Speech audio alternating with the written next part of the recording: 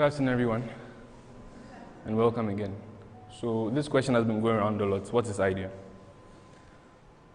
We are students. We have days where we go to lectures, we get tired, we come back to our rooms, but there's this thing that keeps us away from our beds. There's this thing that makes us go to our desk and start working again. Or there's this thing that makes us go outside after a long day of lectures to aspire to do something new. So Ideon is basically an event that helps us to celebrate these things that make us want more, that make us work harder and go beyond the limits that we seem to meet every day.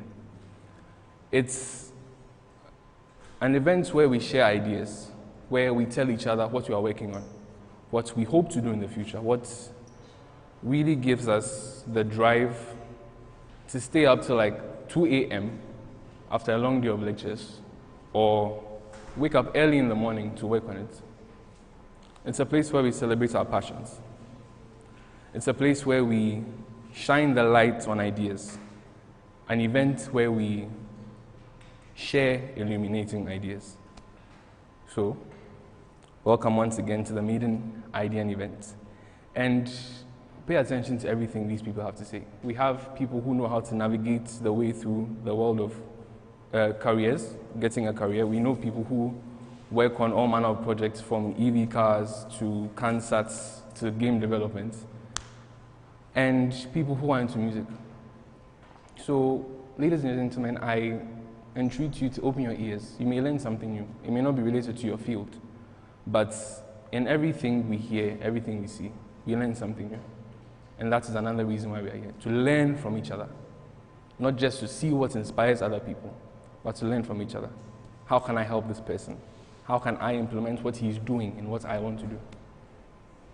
Once again, welcome to Ideon, and enjoy the show. Thank you.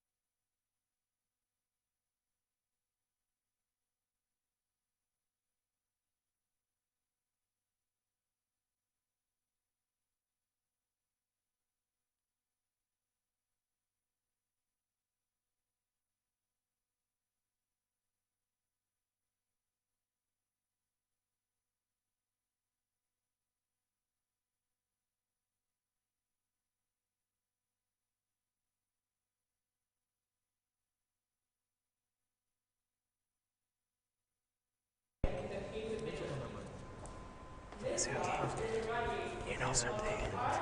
Let me take this.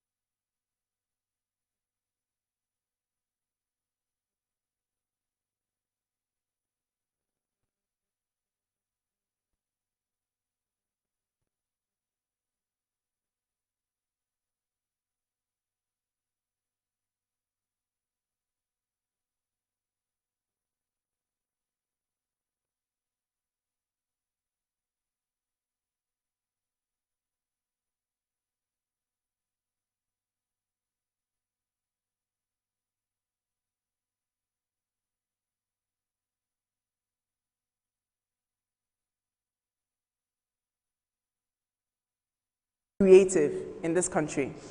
I'll explain why. Now, being a female creative is even harder, and I'll explain why. And that is why people like myself need to break that narrative of saying it's very difficult to be a female creative in this country. So let me tell you why it's hard to be a creative in Ghana. And it's based on experience as well and all the other things I've heard. So, first of all,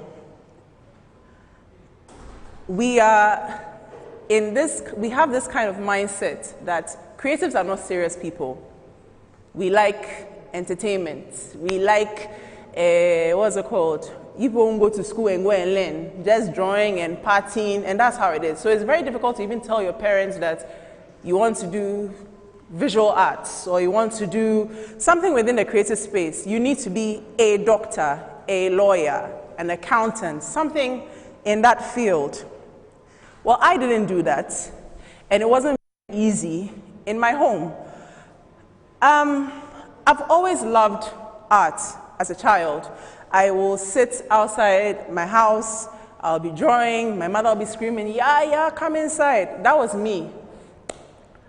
I loved art. I loved everything about watching adverts as a child. I would sit in front of the TV, glued, just watching ads. That's all I would watch. I don't know why, I just loved it. But I was good at math, I was good at science, physics, chemistry. I wasn't good at biology, I didn't like reading. But that was me. And I remember when I got to secondary school, we had to choose our subjects. I'm not sure if it's changed. We had to choose our subjects. And I remember I said I wanted to do visual arts. My teacher almost fainted because she was like, you are so good at physics and what do you mean you're going to do art? Visual art was my first choice. They didn't understand. So I remember I was in boarding school at the time. So they called my parents, they came in, they had a long talk with me, and we changed the subjects. I was admitted into Achimota School, and I was in a science class. Any Akures in the house? Hey! So I was in a science class, and I walked out of the class and went to join the visual art class. Imagine. And I didn't tell my parents that I'd changed my course. But now the term was ending and the report card had to go home. So I had to confess. My mother almost killed me because how's my daughter doing visual arts? They are just not serious students. Anyway, fast forward, that's what I ended up doing. I went to university, I studied graphic design. I went to college first, did an HND in graphic design, then went into university, did design as well, and here I am. So I always said I wanted to work in advertising.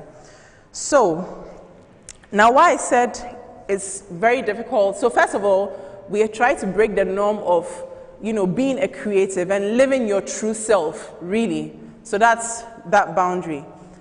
Now, being a female creative. Now, when I was in the visual art class, I'll track back.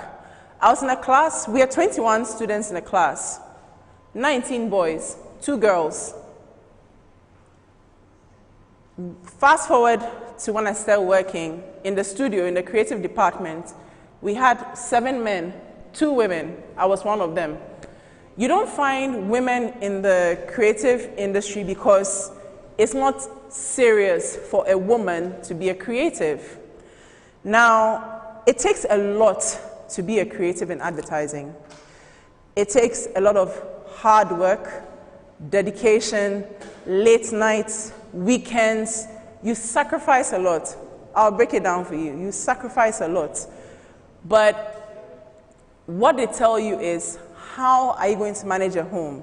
How are you going to be there for your partner? They tell you all these things because you don't have the time. However, I think as people, we need to live our true selves. This is what I love. I've always loved it. I've loved it as a child, telling you my story, what I used to do. I always said I wanted to work in advertising because, sorry, I'm going back and forth because giving you little snippets and nuggets of my life. As a creative, you have a lot of things to do. You could either be a graphic designer, you can do animation, you can do, motion graphics, whatever you want to do. I decided to move into the advertising space because at the age of 15, I used to work. I won't tell you what I used to do. But my boss used to produce ads. So I saw how he did that. And that's when I decided I wanted to do this. Now, to succeed as a creative, being a woman, being male, first of all, you need the passion. So like I said, I had this love for advertising as a child. You need to be very passionate about it. Art is something that you must love. You can't say, I will just do it, and then that's it. People that I've been in school with, a lot of them are not pursuing it because they did not really love it.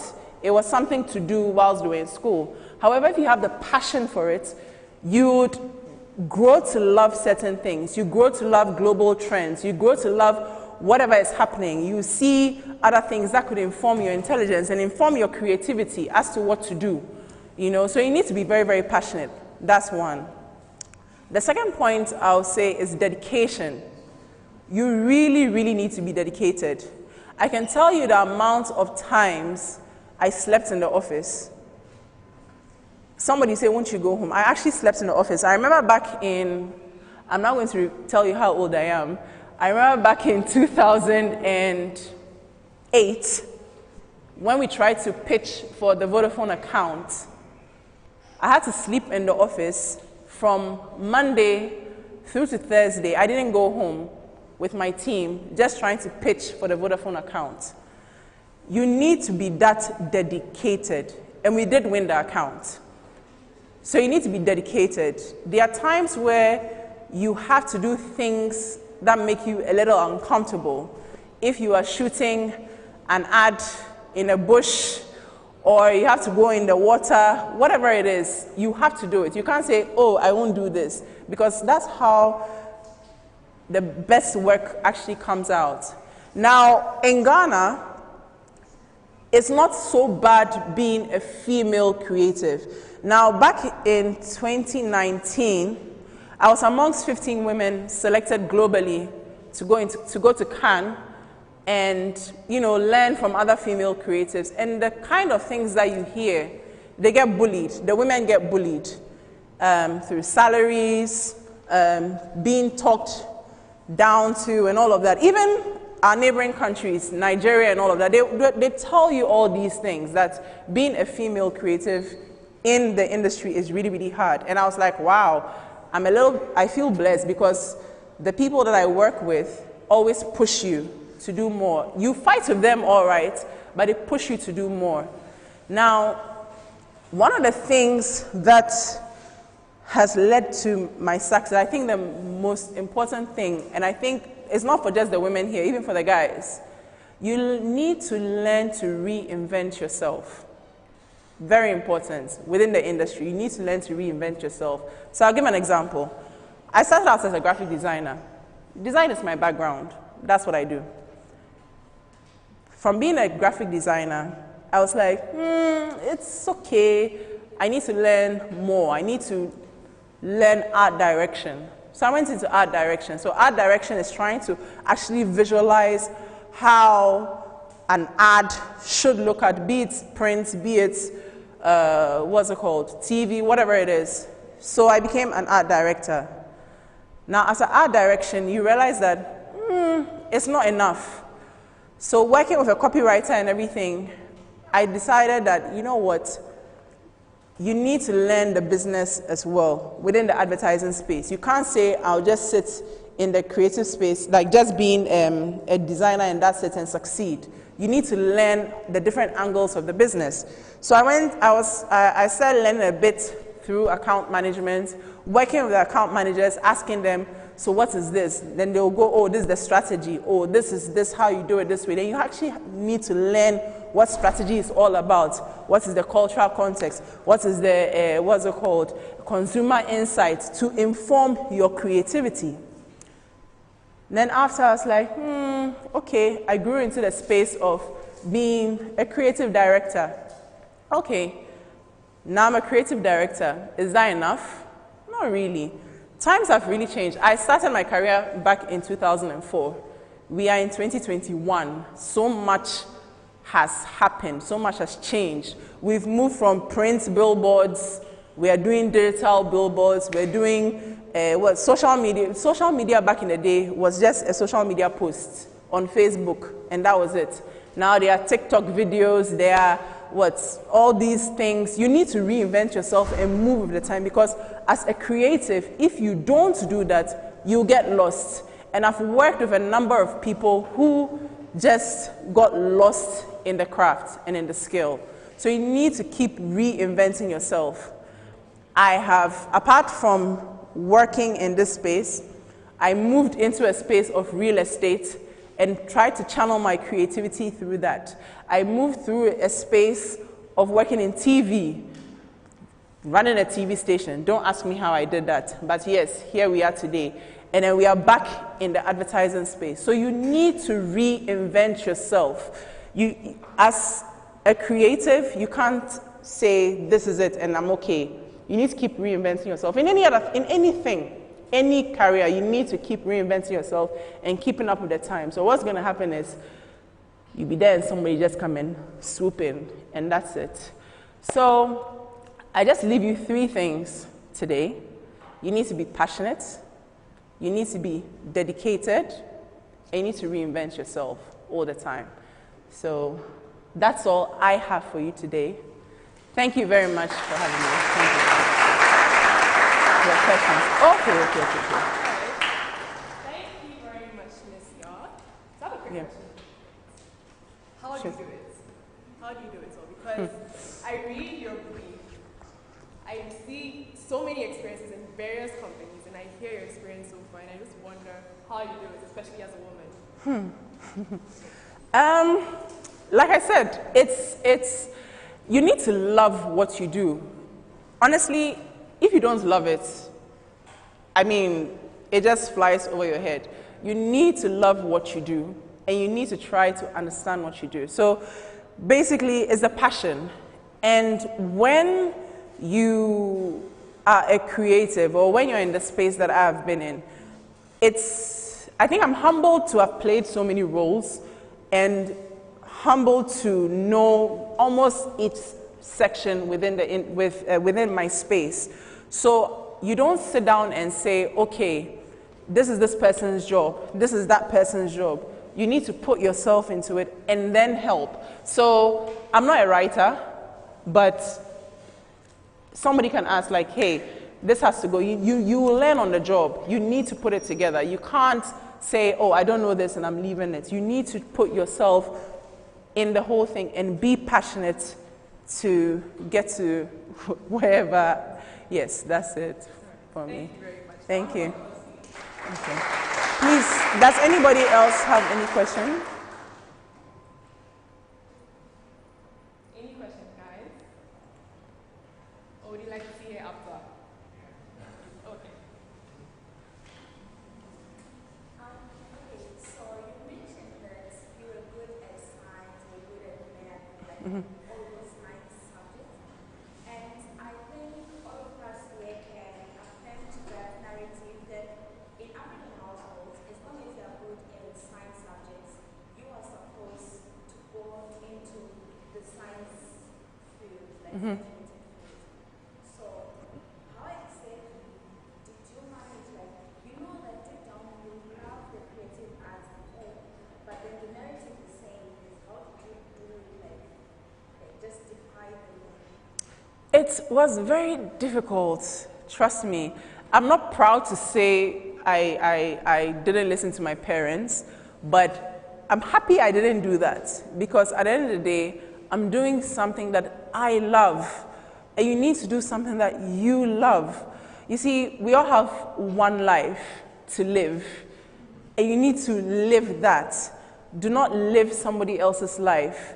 Do you get what I mean? So there's some people here, I don't know, but I've been with people whose parents are doctors. So they push that you need to do that. And they end up failing because that's not what they're passionate about. Passion is, and like for me, I love art, I'm sorry, but I was actually teaching my class in math. That's what I was doing.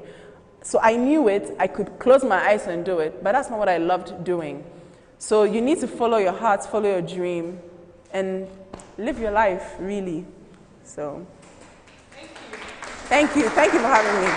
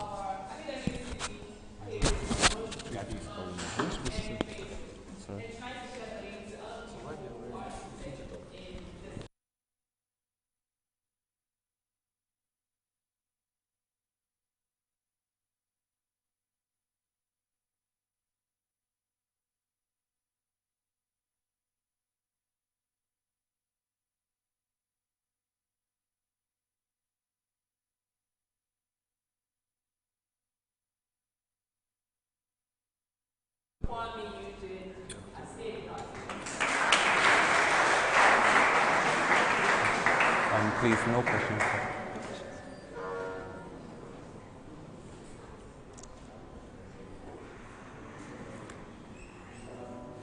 I'm pretty sure 99% of us seated here today have sat down at least once or twice in our life to ask ourselves the question of why we do what we do every single day. I mean, why do we continue to repeat the seemingly meaningless cycle of life? The same mundane tasks of daily living every single day, school, work, business, etc. I mean, it's crazy. And I know I definitely have. I've sat down to think about it quite a lot. The question though is, like, what's the end? To what extent are you doing all this? Ladies and gentlemen, my name is Eugene, and today I am here to talk about the bigger picture, the illusions of the finish line, and the difficulty of being a success.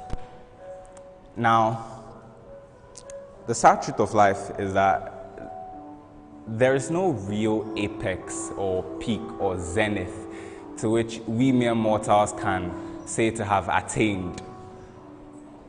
For every Usain Bolt record out there, there's always a Kojo Thunder sitting somewhere who is going to conquer that record in either the near or distant future. It always happens, and it goes on and on.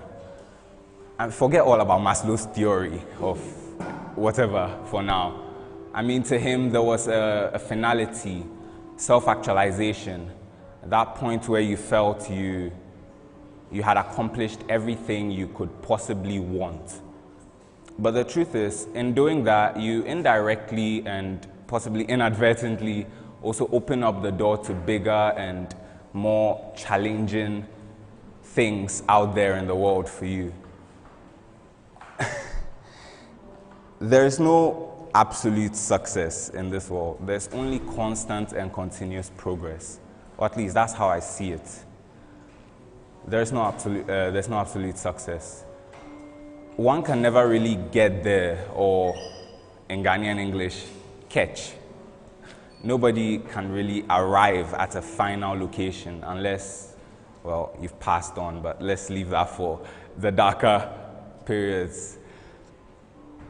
Every step we take towards that hopeful fallacy of perfection we have in our minds is a new milestone we're setting in our lives. We're leaving rocks along the way, setting up new milestones as we strive to achieve perfection in our lives.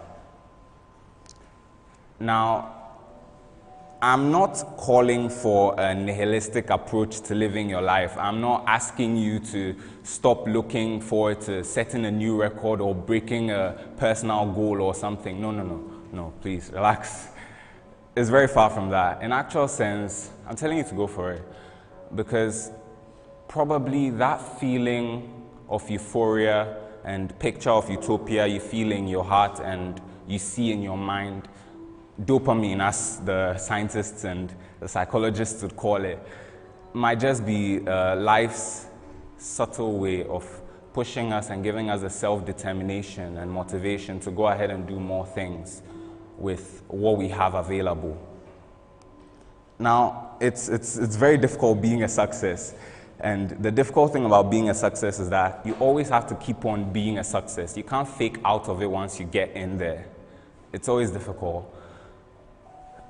Keeping that momentum and that drive from once you start being a success is what's key to helping you cross your old horizons and reach new ones and keep on expanding the picture that you're seeing.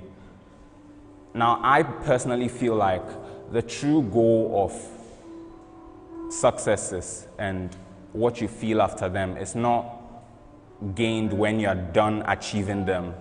The true role of past glories is achieved and accomplished when it fills up your drive or your motivation to go ahead and do more things. Because there's always more in this world to accomplish. And unless you feel like you want to quit somewhere along the way, it's always best to keep moving forward. Now, I know we're all tired. This semester has been a very long one. We've been here since January. We're all tired, we're all worn out. We've kept on doing the same 24-hour cycle of school and life, balancing act every single day. We're all worn out. But I feel like if there's one thing I will want to leave everyone here with, it's the fact that you need to learn to appreciate the records you're making right now. You need to learn to appreciate yourself for what you're able to do right now. Appreciate the process it took you to go through and do and accomplish everything you've accomplished up until this point. And most importantly, just never stop improving, because you look back at it one day and realize, hey, I can't believe I just went past this. It was crazy. So yeah, just keep that in your mind and never give up. Thanks.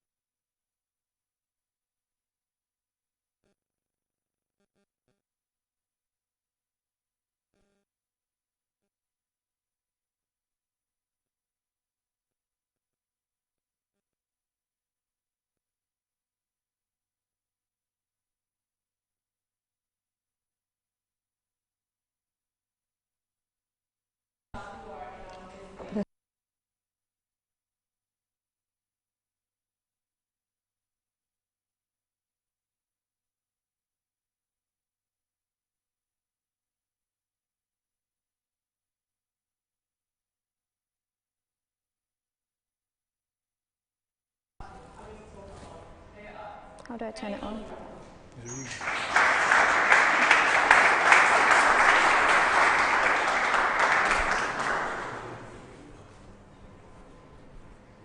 Hello, and a very beautiful good afternoon to you all. My name is Siri Bruce Kathleen, a level 100 student, and I offer business marketing. I'm also an artist. Well, that kind of lets the cat out of the bag about what I'll be talking to you today about.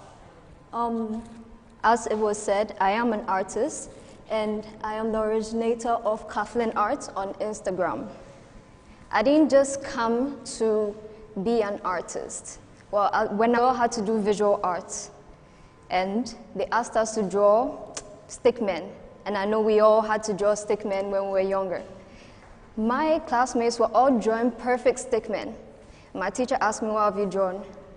My stickman looked like an ant carrying a football. Imagine how I felt.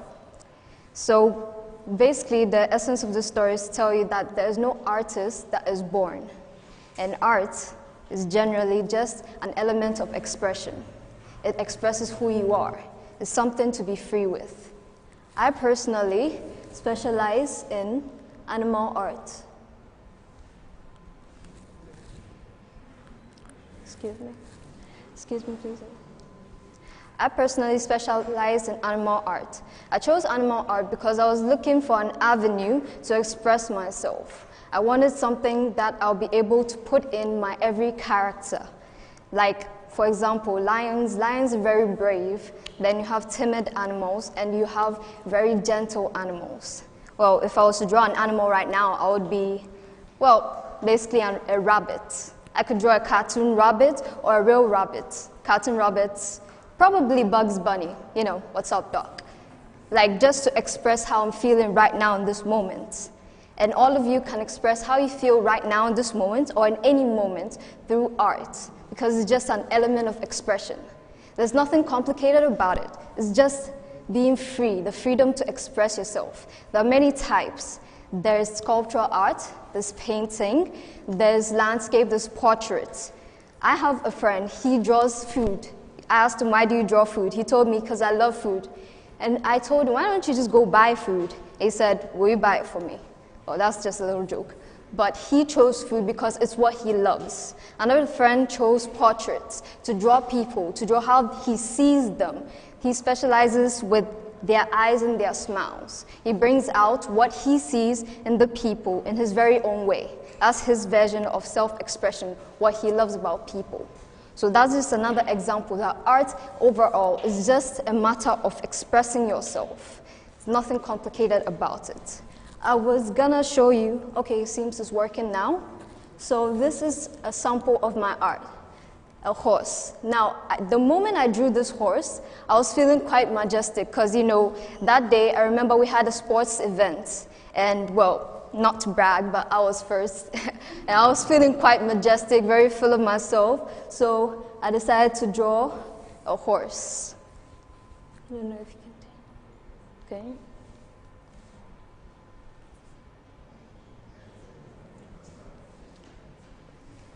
Anyway, I have other types of arts as well.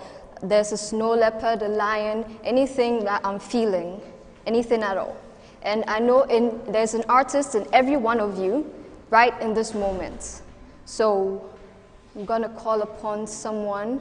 Florence, who do you think your inner artist is? Do you think your inner artist is someone that would like to sculpt something, someone maybe to draw other people, maybe bring out their beauty different ways, someone to splash color around, to be creative? What do you think your inner artist is? like who's your inner artist? What, if you were to bring out your inner artist, what would it be like? Would you just draw anything at all? Would you draw how you're feeling? Would you draw other people? What would you do? You draw the sky. Wow, that's beautiful. Okay. Doris, how about you? Wow, all about the nature. I love that. Okay, so as you can see, everybody has something that they would like to draw, something they would like to express. And that's simply what it's all about, self-expression. And I know there's an artist in every one of you. It just has to come out. Anytime when you're free, anything you want to do, just express yourself. Feel free. You can grab paint, splash it around. You can grab clay, mold something, anything at all. I know that's how I came around my arts, because I wanted to express myself. Oh, here it is. This is another sample. This is an eagle, a very strong creature, and very brave, very majestic. It preys, and it is not scared. So I remember this very clearly. I was scared of an exam. It was a math exam. I'm not too great at math. And I thought to myself, okay, what animal will boost my confidence? So I went with the eagle, as you saw in the previous slide. And that immediately gave me a sense of confidence. It brought me up, and I did pretty well in that exam, I might add. So this is also another example. So basically, Anybody can bring out their inner artist, anyone at all. It doesn't matter how old you are, doesn't matter your position in life, student, whether you have a job, doesn't matter what school you're in or what country, doesn't matter your origin. Anybody at all can be an artist if you just try it out, and if you find the passion in it, and if you find that it is a place where you can feel safe, you will do very well. I guarantee that, and it will help you to bring out a part of you you've not quite explored before. I know it did that for me. Thank you very much for all your time.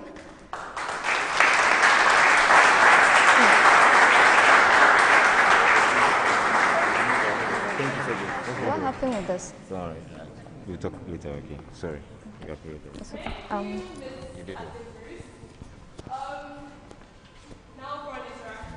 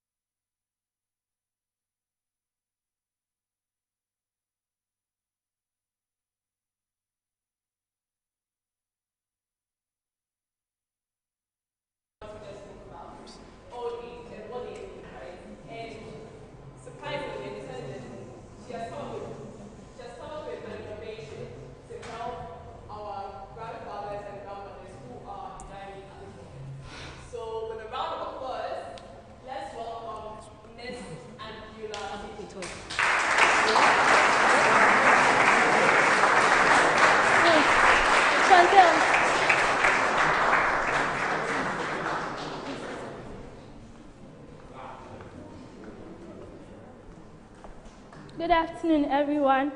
My name is Andrula, and today I'm going to present on mobility for everyone. Before I start, I would like to tell you guys a story.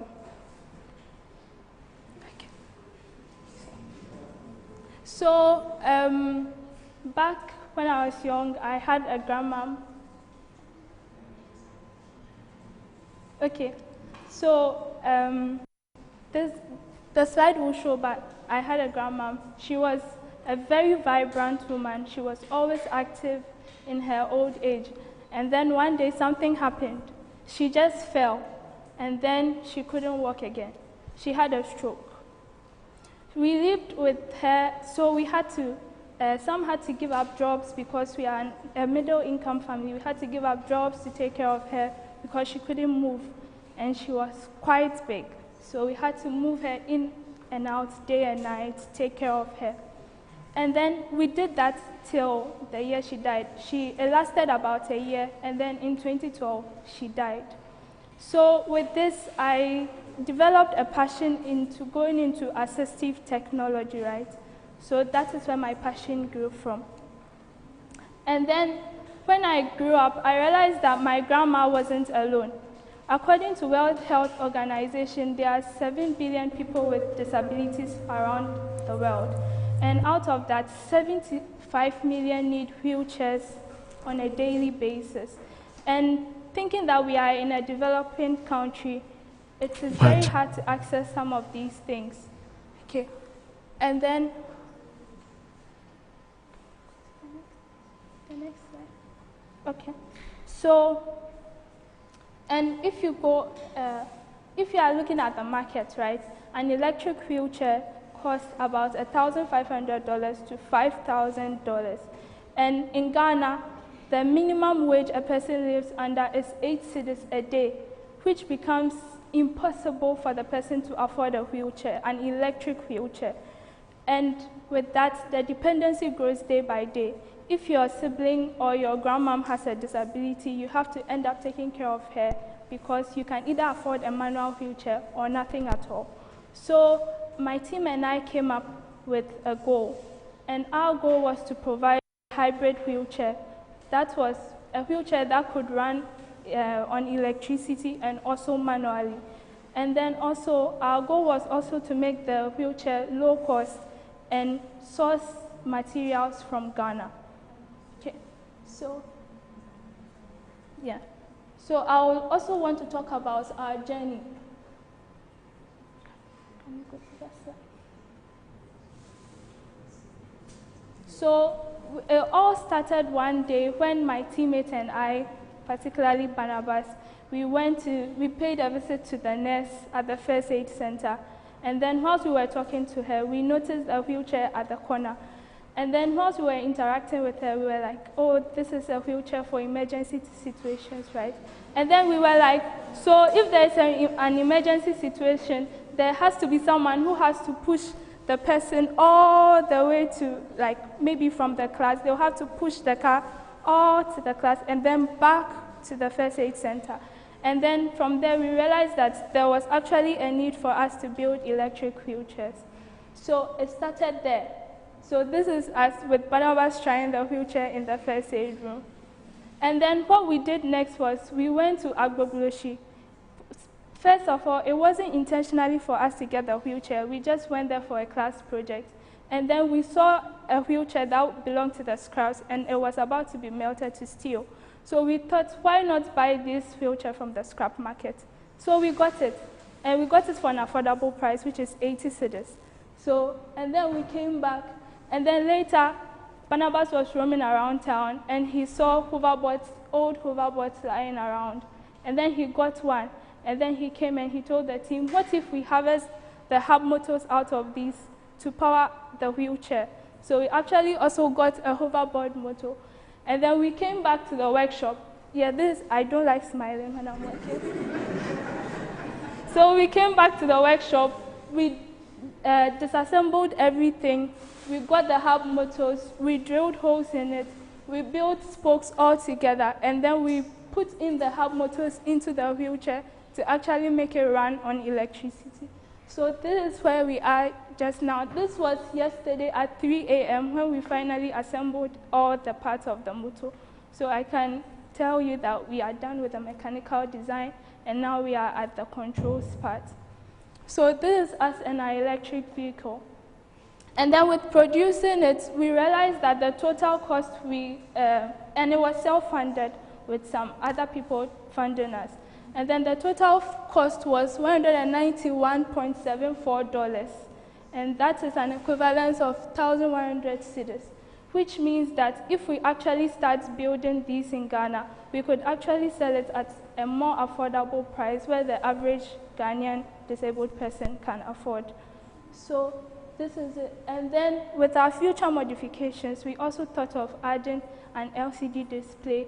And then we realized that we could get lithium batteries, the small compact batteries here. So we had to make do of the bigger ones, which added much more weight to the wheelchair. So for the future modification, we thought about adding those small compact batteries to make our wheelchair lighter.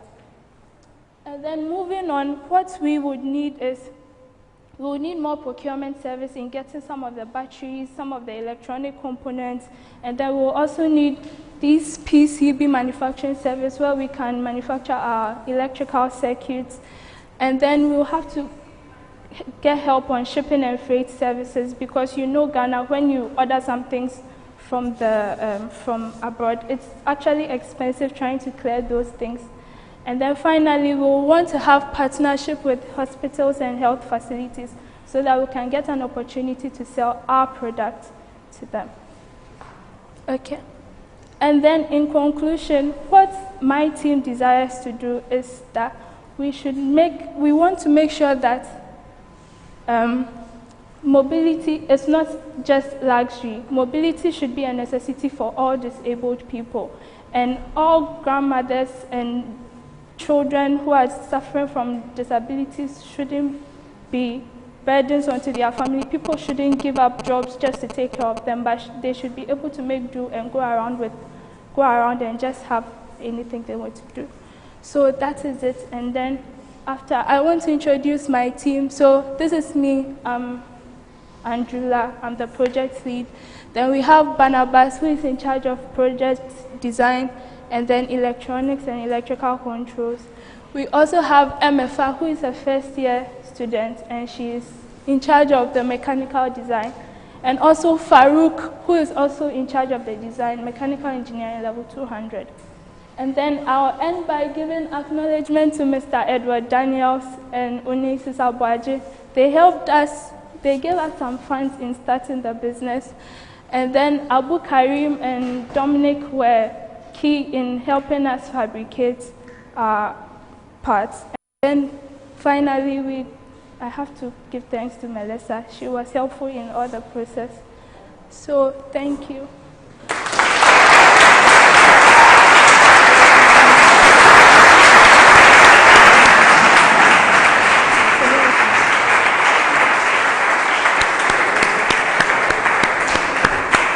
That was very wonderful. And honestly, personally, actually, I'm interested in your products because I also have a grandmother.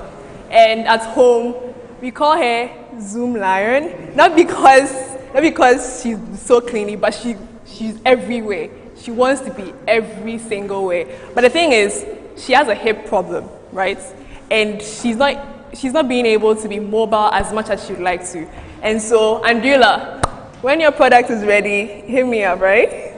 Okay, so before we move on to our next performer, I would like to give special acknowledgement, hey guys, relax, to our Director of Strategy, Mr. Paz.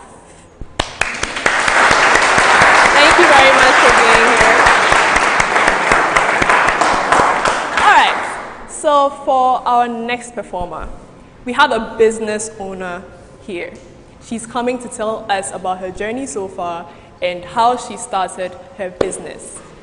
With a round of applause, kindly help me welcome Ms. Soraya.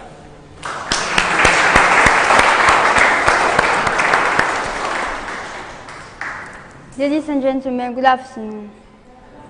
My name is Soraya Tao. I'm a level 100 student and I study human resources management. Today I'm here to give you my journey as a young entrepreneur. Growing up, I was a very, very curious young girl. I always wanted to know the main ingredient, the main constituents of all our manufacturer products, that is both in the cosmetic or the pharmaceutical industry. So fortunately, I had very understanding parents. So my parents really helped me. They were always encouraging me, and my mom started teaching me how to make homemade scented candles and soap. As time went by, I had to go to university, of course. So I went to university and I studied pharmacy. I did a diploma in pharmacy assisting. So after my pharmacy diploma, I was like, what's next? I didn't want to enter in the unemployment gap, so I had to think outside the box. So I was in the dilemma, that is to get a job or to pursue my dream to start a company. So I went to start a company. So I started a company named Le Petit Plaisir Parfumé in French, which simply means scented candles. It is a company basically that produces scented candles and soap, homemade from natural products. But why scented candles? Why scented soap? Basically, we all have difficult days. I mean, going to school is stressful, sometimes going to work, it can be stressful, we have exams and all. So these candles, being with natural products, they create this cozy atmosphere. You feel as you're at peace with the aroma, with all the scents of the essential oil used. So as you can see, these are the candles made. They are 100% natural and they are made from home. We also have scented soaps. As you can see, they are made naturally from home. So this will lead to the end of my presentation, and I'll thank you all for your time.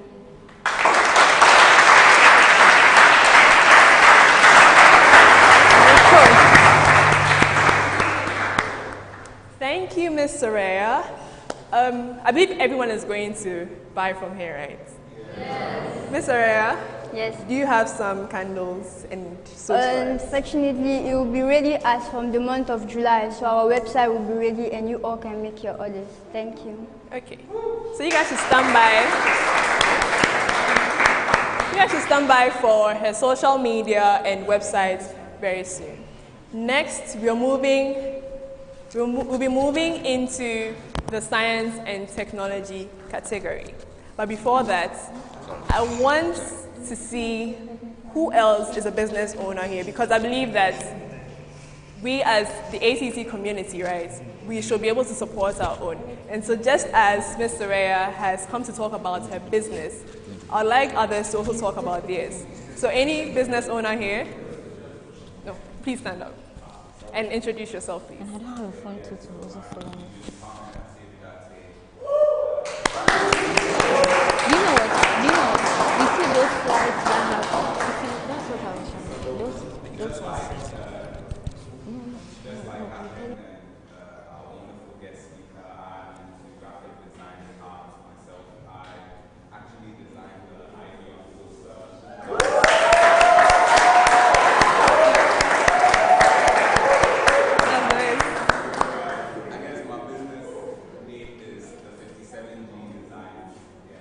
Where do they check you out? Where can they check me out? My Instagram.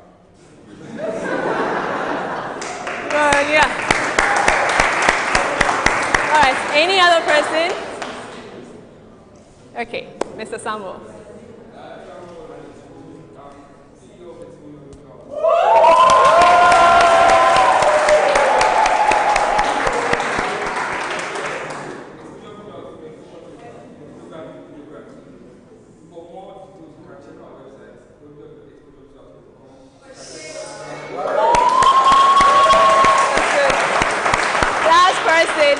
Last person, before I start mentioning names. Caleb.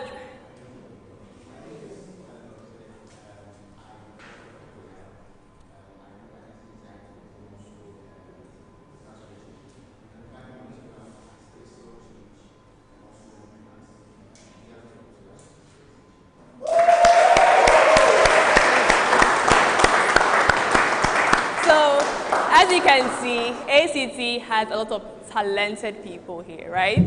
Right? Yes. Now let's move on. We have Miss Harriet Fiagbo coming to talk to us about demystifying machine learning. A round of applause, please.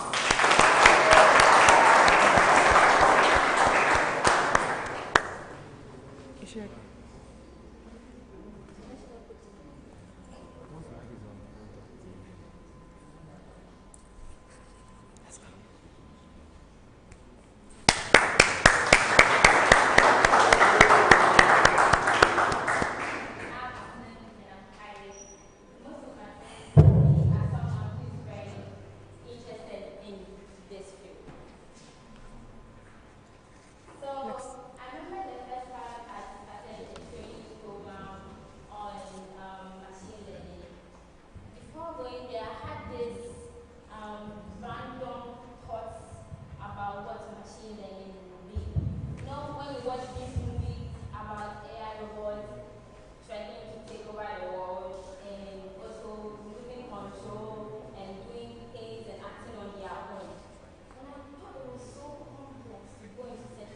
You don't have it on your. Do you have it here? Imagine the complexity of that film.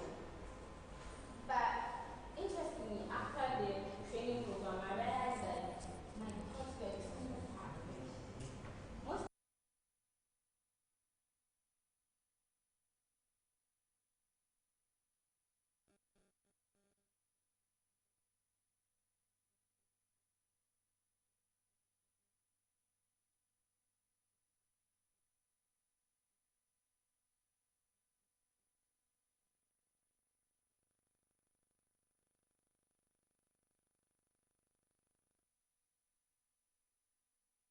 So let's say you take these images of cats and dogs and be able to let the machine be able to say, oh, this is a cat or this is a dog next time when it sees it. So people confuse and say, oh, machine learning, it has no programming. But that's actually not what it is. It's made of algorithms, it's made of training and all those things, but then the key difference between the traditional way of programming and machine learning is that in the traditional way of programming, you give this set of detailed instructions to program whatever you want to do. But machine learning is like you give these examples for the program to learn. Imagine, like, let's say, teaching a kid how to kick a ball. From the start, you tell the kid, oh, do you know what, stand this way, stand that way, or kick the ball to the right, or kick the ball to the left. It's kind of complex instructions. But when you show the kid examples of how to kick a ball, like from videos, from images, it will be able to learn that this is how to kick a ball. So that is the key aspect, the learning aspect. So I know most times when people want to start their journey in machine learning, they hear experts say that you have to learn calculus, statistics, Python programming, know the algorithms, or probably be a genius before you can do machine learning. But then you don't have to learn and learn and learn like that. I mean, you can learn it, but then what if maybe you just want to have fun in the field, or explore the field, or just get basic skills in it? Then it's all the learning necessary. So, like, we ask ourselves, like, what's the big deal of machine learning? Like, why machine learning? These industries out there that they use this technology, they use this, every time they bring out solutions, they are mostly machine learning based solutions. Google uses it, IBM uses it, Microsoft uses it. Every time we hear about this growing field and everything, why? What's the big deal about it? I mean, it's because it's a skill of the future. It's a skill that leads to artificial intelligence, where you get to mimic human behavior. And it's a skill that kind of helps you sidestep into data science. And most of us know that data scientists are one of the people that get most paid in our industry right now. And it's a field that is also exponentially growing, so you learn and grow with it. So you ask yourself, can I also do machine learning? Now, I like to classify anybody who wants to do machine learning into 3 aspects. The one who wants to know the in and out of machine learning, that's the machine learning engineer. And the one who also likes to get basic skills, and the one who doesn't have any skill but still wants to do machine learning. And we might ask, is that possible to have no skills or no code but also be able to do machine learning? There are no code platforms out there that can help you like deploy your model. Imagine you being imagine you having this awesome idea, but you need to have machine learning. But then there's this platform here that would just allow you to just deploy like amazing models that you don't even need to know how to code. And it's surprising that there are a lot of things out there that machine learning, you can use machine learning for, that it could be complex for you if you were using normal programming. Like, let's talk about object detection, where you could, there's a slide where I've done some object detection, where let's say if that model was being deployed to a high surveillance camera in maybe a security company, that can be able to see any person coming in. And the exciting thing about this is that it doesn't only have to detect human beings. Let's say somebody who has been receiving packages every time at their door, and then they just get the idea to just make a model that can just see boxes or packages at my door, so that it will just send me an SMS, oh, there's this package at your door. Or let's talk about max detection, where at places where you go to you go into the office, they'll be like no marks, no entry. But how do they reinforce these things? How do they reinforce? It's like a person has to stand there and be like, oh, you don't have marks, so go back. You don't have marks, you go back. I mean, why don't we think of ways to automate these things? And you can just do these things with little or no basic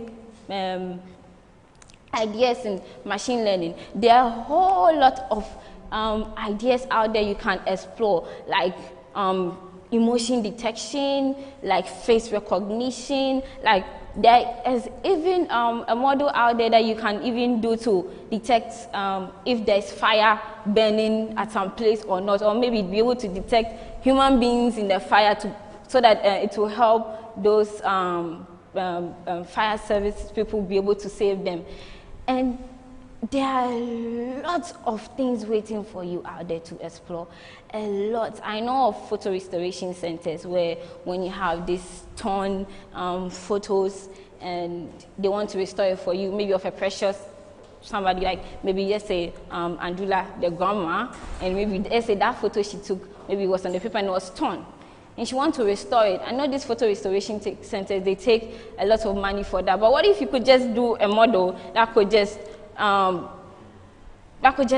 restore it? You could even use it for a business. And this photo sketching, like this art, what if you could just do a model that can just draw for you, or predict stock prices for you, or do COVID analysis, or even predict fake news? Because I know there is this lecturer I have, Dr. Paul, who always tells us not to look at Oprah News, because Oprah News is fake news. But what if you could deploy a model that could be able to detect this fake news and everything like that?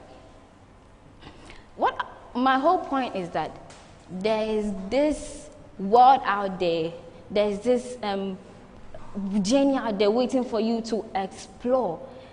You know, you have to be versatile. Knowledge is in abundance. There is this knowledge everywhere, but then the ability to think and apply is what these industries are looking for. You have to get this skill for yourself, because we are moving, the world is moving. You can't explore. You don't need to let something restrict you. No, we have no-code platforms for you. You don't have to be a computer engineer or a scientist or anything to be able to do this. And we have our Discord server, which is a platform that you could join in case you still don't know where to start your machine learning journey. It's a wonderful place where we put resources there and we discuss about issues, and any issue you have, is my model going to detect a black person as a monkey or something like that.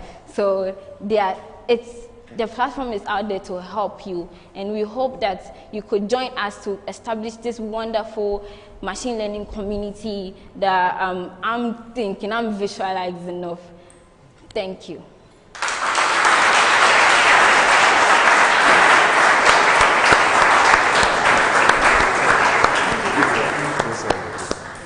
Thank you so much, Harriet. So, my team and I would like to apologize for the technical difficulties. They are really working hard to make sure that everything is as fluent as possible, and so please bear with them. I would also love to say that to our presenters, right, please be careful of your time. There's a timer right here at the bottom, so make sure that you are attentive to it. Next up, we have someone very special and dear to the ACT community. Everyone has heard of exposure visuals, right?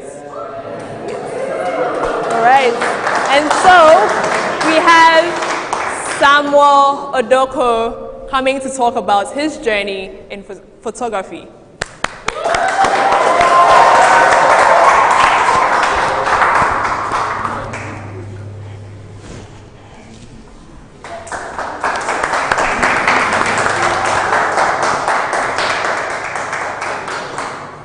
Good day, everyone. Wow. I'm not used to talking. I'm used to taking pictures of people that are talking. But now I'm talking. Okay, so. Mom and dad, the kind of parents everyone wants to have. My parents are the type of parents that are ready to listen to what you want to do and they are ready to support you rather than forcing what they want you to do. So me and my siblings were very free with them. I'm Samuel Odoko, and I'm here to talk about my journey through photography. My career started at age 10. When I started, I was all over the place. I was jumping from one interest to another. I did drumming, I did animal science, I did martial arts, I did dance tutorials, but I was trying to make sense out of everything. But funny enough, I couldn't seem to make sense out of anything. So I tried. So one day, I sat down and asked myself, I spoke with my dad. I was asking my dad, what should I do? Because I was exposed to all these motivational talks at a young age, so the hunger was there to do something. So I told my dad, and my dad didn't want to tell me what I should do. He wanted me to decide what I want to do. So after some time, I went to a friend's house, right? So while I went to my friend's house, we played, we did all sorts of fun. So he brought his digital camera for me. So where he was playing with it, I asked to use it. So when I took it, as I held it and I started taking pictures, I realized that this is something I want to do. But I wasn't sure. I had that feeling I'm going to change again because it has happened before. So I took it, I took pictures. I was actually enjoying it. So I decided to, okay, let me go for it. I told my dad said, okay, go, you can go for it. So I started practicing doing it, and the most convincing part is that when I started doing it, any struggle that I faced, I was ready to go and learn more on it, which I would not do, because I don't like, if I cannot do something, I'm going to leave it. That's how I am. But like, I discovered that photography, any issue I faced, I was going to actually learn and try to become better. So that's how slowly, I was happy that I found something I wanted to do. So that's how it started. So along the line, I've had a lot of challenges, because I was so young. Now I'm still young, I'm just 17, so the challenges are still coming. But like, the ones I've experienced, they were really, some were embarrassing, but like, because of my love for it, I continued. One of the biggest challenges I have, and I still have, but it's reducing, is consistency. Being able to take something, do it, because if I take a picture today and people like it, on Wednesday, today is Wednesday, on Sunday, people will be expecting more content from me, right? But the consistency was, I wasn't disciplined enough because I was very young, so that discipline was not there. So I was doing it how I like. Yes, I had to stay in the house and do this thing because that's how I am, so I had to push myself to do it. And I realized that after I do it, I'll be happy with myself. But before I did it, I was not happy. So I kept on pushing because I decided to take it as a business. So when I continued, so I got a job. When I got the job, I was happy, like, hey, the job has started coming, so nice. The money, I took it. But like, when I went for the job, it was a bridal shower. Yeah. I didn't know what bridal shower was. But I thought, okay, just carry camera will do. I carried the camera, the lighting was bad, and I'm like, I have not learned the other part of photography, but I took the money and I took the job. So I did it. It didn't come out well, but I learned from it. So every challenge I faced, it made me learn something better. So if I go somewhere today and I didn't carry an LED light for video, the next job I'll carry an LED light for video. That's how it was. And along the photography line, the journey, I had different impactful moments. One of them was when I was called to take pictures of the NSAS protest. Many of you have heard of the NSAS protest. It was like people speaking up for against police brutality, and I was called to take pictures of the NSAS protest. My pictures were featured on different websites. I was like, wow, I'm blowing. Yeah. So along the line, so I came to Academic City, and I realized the way I learn, I have to do something before I learn. I can't just stay on my own and learn. So if I say I want to shoot a video today, I don't know how to shoot a video, but after I shoot the video, edit a video, after I shoot the video too, I want to learn to edit it. So that's how I learn. If I don't have something to learn on, I won't learn. I can't just stay and search, what is this? I have to have something to do before I learn. So when I came, I met people here in Academic City that are actually helping me to grow more. So I was attaching myself with people that had something to do, so that if I'm with them, I'll definitely keep going, because if I'm on my own, the growth will be slower. So I'm going now, Sizzy, you all know Sizzy. So I met him. So we're shooting a video, and I don't know how to shoot the video, but I told him, let's shoot it. Wow, we shot it, and I'm learning how to do it. He doesn't know I don't know how to do it, but we're shooting it. So that's how I learned. I met people that want to do shoot, that are serious with their modeling, people like Nathan. Oh, wow, shoot, let's shoot. But after that, he'll ask me if I know how to do it, but no problem. So I met other people, but you see, my journey is not, I'm still trying to find, I don't want to stop at photography. I want to go into media. But I started with photography, and I found passion with photography. And with the way the world is evolving, I can't just be a normal photographer. I have to do other things related to the media, like video coverage, documentary shooting, filmmaking, editing.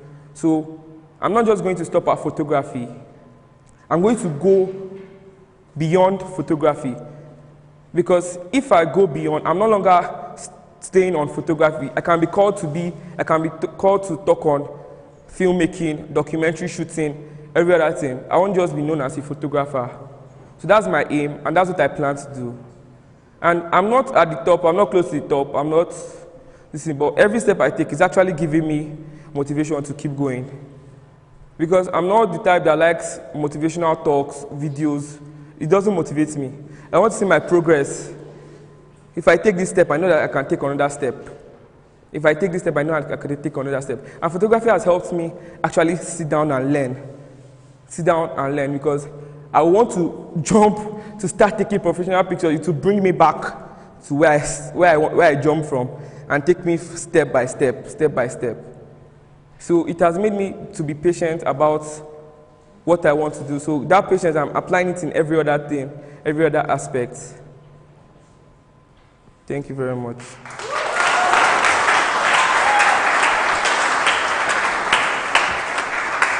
Thank you. Quick question. Samuel. Yeah. You charge them? Oh yes, I'll soon start charging in dollars.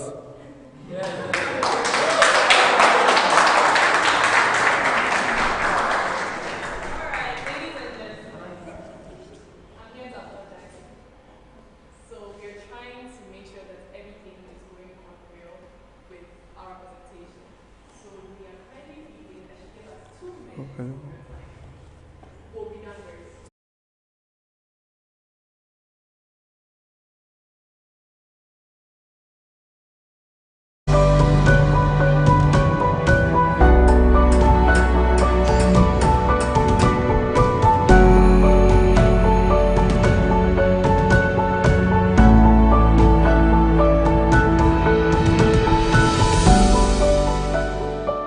Since its inception, Academic City University College, Ghana, has proven its resolve to become a higher education lighthouse for Africa.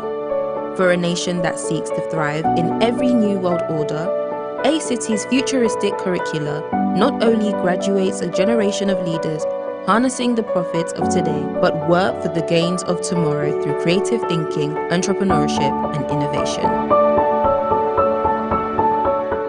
Academic City has been around for the last 3 years. Our students are fully engaged in project-based learning, which actually underpins the pillars of our institution.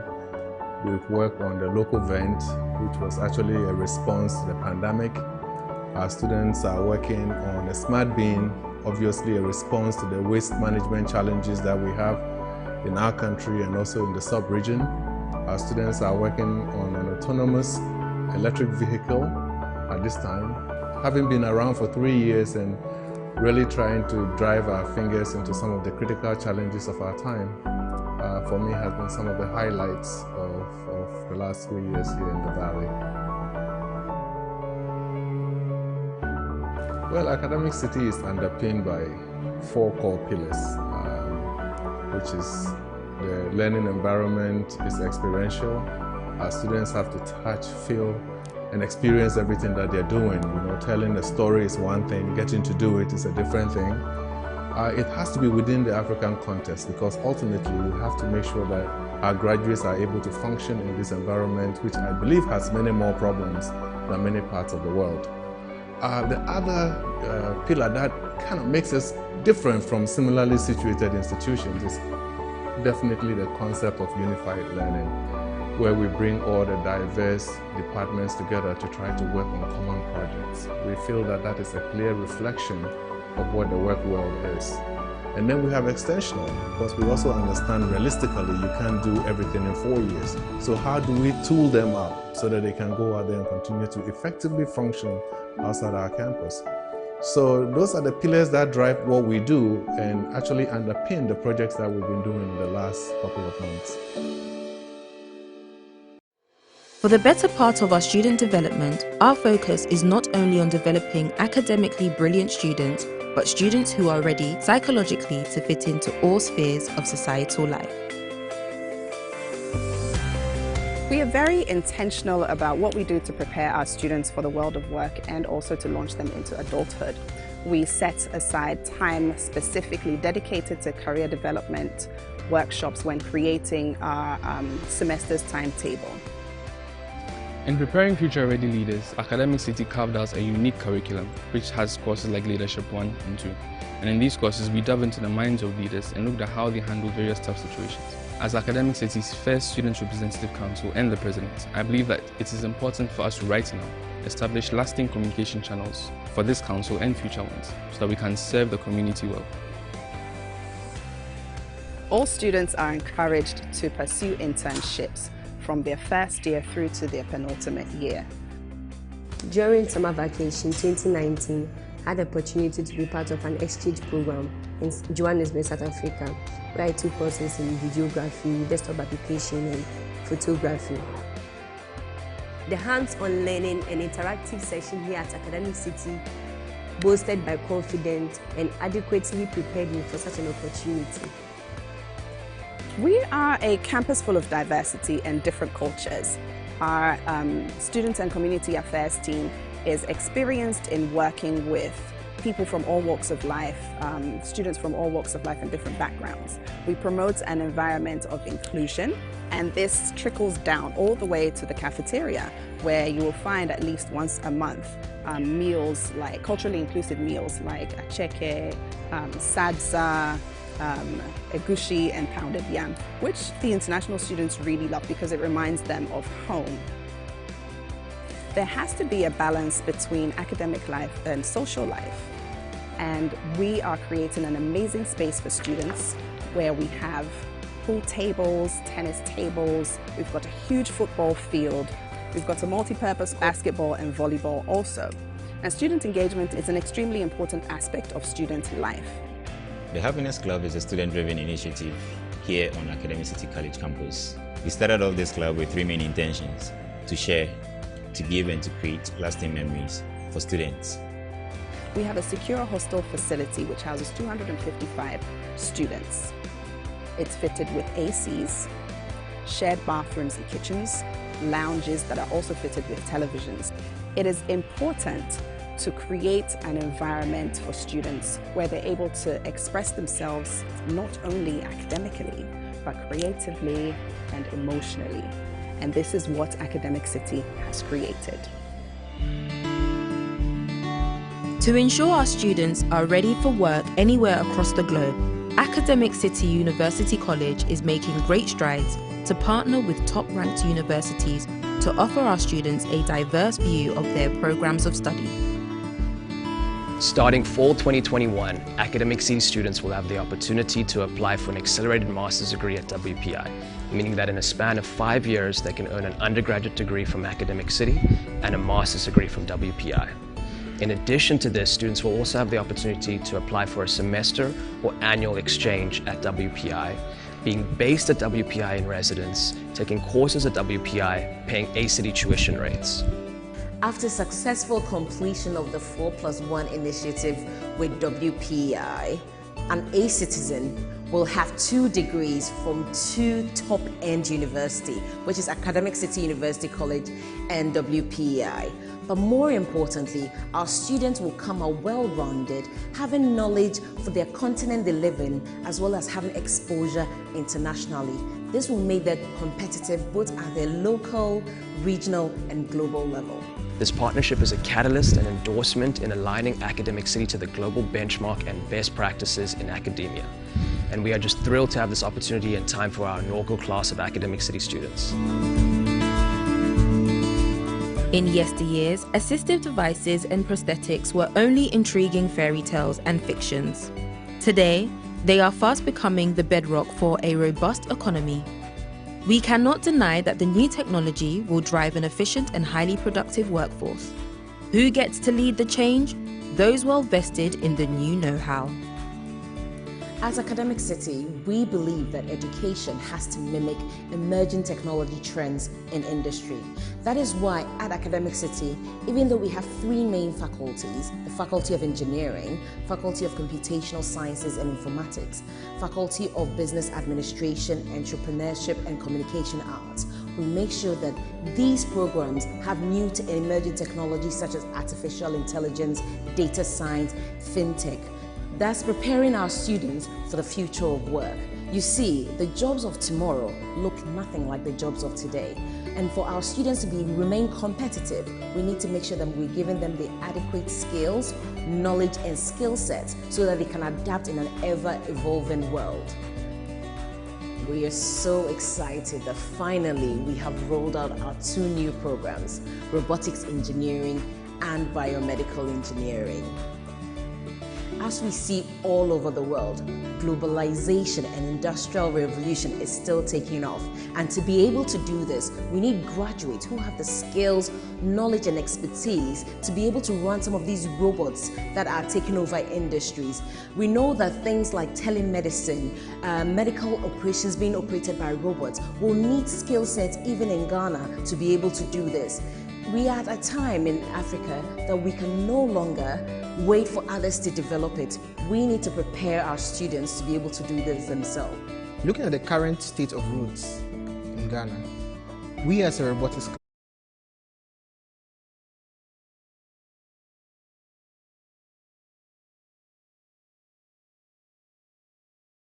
participants, I'd like you guys to know that there's an exhibition at the Tech Center. So when we are done, I'd like all of us to go and see the various projects that our students have worked on.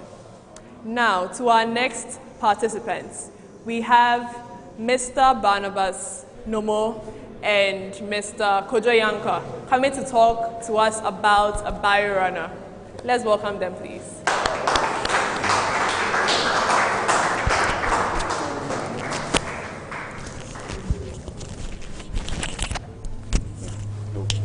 Hello, everyone. Hello, everybody. My name is Barnabas Nomo, and I'll soon be joined by Kojo Yanka. And we are here to talk about a project that we've been working on with a very big team. Unfortunately, they won't all fit on the stage. And the title of the project is BioRunner. And so, ever since the history of humanity, if you check, you can tell that humans always like to pride themselves with their natural strength. You know, we praise the Spartans for the fact that they were very, very formidable warriors. You know, you read the Bible and there are so many stories of wars that are celebrated. And so you can see that strength runs across everything. And even in current times when machines are augmenting a lot of work, people still find the need to keep fit. And it could be for personal fulfillment, for validation, or just health-wise, trying to be healthy. And so, while people are going through all these things, the gym has become a very central place where people like to go to stay fit. Unfortunately, there's a very staggering statistics that when you start to look at gym data, you start to realize, which is how many injuries are occurring every time people are working out. So if you look at some of the statistics, what we learn is that in our efforts to grow and build our body well, we are kind of doing one step forward, two steps backward journey. Why? This is because a lot of people who go to the gym to exercise, they end up with all kinds of injuries. And if you look at the data that we are presenting to you currently, the sports category that is presenting a lot of injuries is the exercising category. And the injuries are normally self-inflicted or inflicted by the equipment that these people use when they are trying to exercise. So it means that there is something going on wrong with the exercising, and so we'd have to intervene. And that is what has inspired our project by Runner. All right, so a very familiar story that some of you might know of is quite recent when Ghana's former vice president died. And he died in the gym, you know.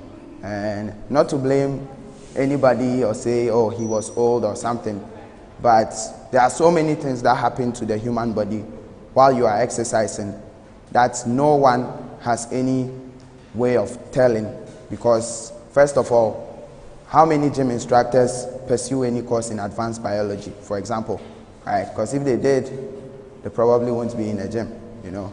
And so we also found out that even when something is happening to your body, unless you are showing some physical signs, a doctor might not even be able to tell, even if they were standing right beside you.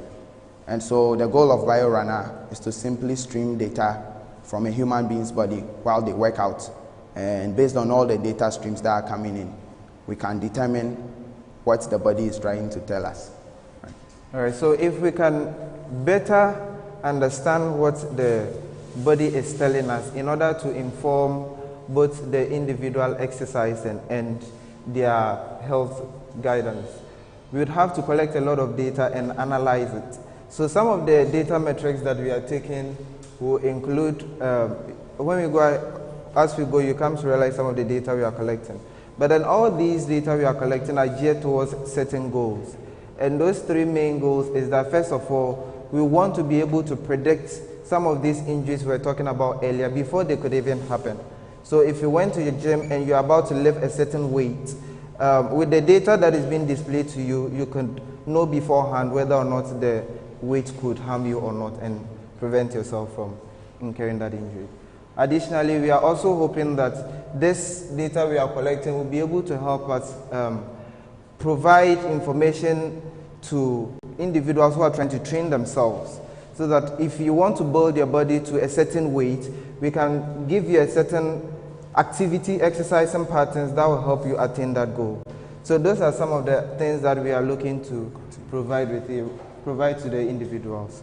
Now, in order to do that, some of the data metrics that we are taking include the respiration rate of the individual while they are exercising. So basically, the brain is an interesting organ such that whatever the body does, it has to receive instructions from the brain, maybe except the heart, which can beat on its own. So whatever instruction that the brain is relaying to every part of your body, we can measure it in the form of electric signals. So these signals are the ones that we read. So the first one is respiration rate. So when you are exercising, the oxygen levels whilst you are exhaling and inhaling, we can measure the electric signals that are being transmitted and know whether you have to stop the activity because you are there's limitation in the oxygen in your lungs or not. Then we also have the electrodermal activity, which is basically the skin conductance whilst you are exercising. For instance, if you place electrodes in your palm, we can read the oxygen levels whilst you are exercising. So that if the oxygen level is too much, we know you should cut it. Then we also measure your heart rate. So we will present you with an electrocardiogram that will help inform your heart rate as you are exercising. In addition to that, we provide other things like sore and strained spots whilst you're exercising, because in your muscle, there are a lot of things that go on. For instance, if I relax and contract my muscle, there are some electrical signals moving from one end of the muscle to the other, which tells us whether a muscle is getting fatigued or you are going to get a muscle cramp. So we can predict all that and help the user to better make good decisions while they're exercising. So while we keep saying we are going to present the data to people, you will start to realize that the data becomes so overwhelming that even if we were visualizing it for you, there is no way you could understand all the data points that are happening. For example, even if we use the lowest possible sampling rate, that's, let's say, 1 kilohertz, that's 1,000 times a second that will be presenting data to you, and your brain doesn't work as fast enough. And so we decided to come up with a closed feedback loop exercising regime. And the way this works is that, for example, currently if somebody is on a treadmill, you give your manual parameters, you run till you're exhausted, and then you stop, right? That's also a type of closed feedback loop system because your body is telling you you're tired, but then it's not very accurate enough. And so one of some of the things you learn from control theory is that any system in the world, you can represent it as a differential equation, and if you can represent it as a differential equation, you can do so many things with it. And so over here, for example, you have somebody running on a treadmill, and while the treadmill motor is spinning, your heart is in real time telling the treadmill motor, I am hitting my limits, could you slow down please?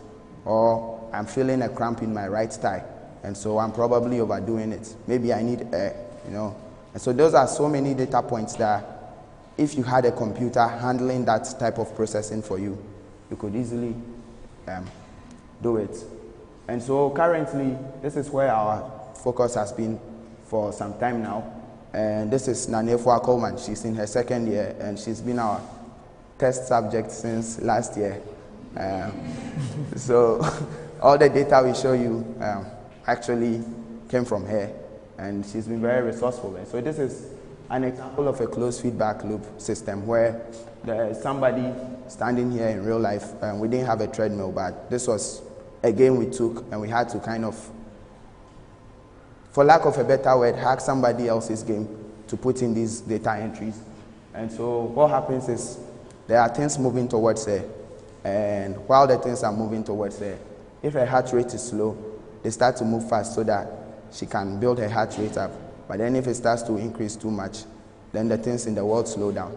And all she has to do is jump over the obstacles that are presented towards her. And so when she jumps, in real life, the character in the game also jumps. And this is an example of what a closed feedback loop exercising regime looks like. There are so many other things that hopefully, if we have enough time and expensive equipment and funding, we could work on. But this is what we've been working on for a while. And our goal is that one day, while everyone is trying to stay fit, we can also do that in a very, very safe way. Thank you all.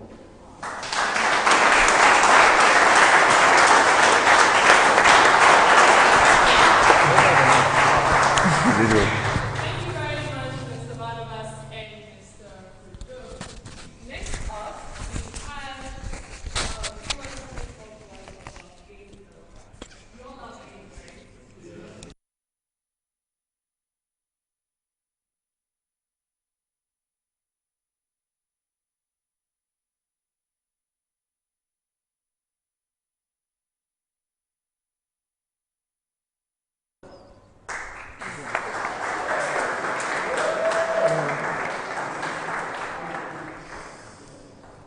Good afternoon, ladies and gentlemen.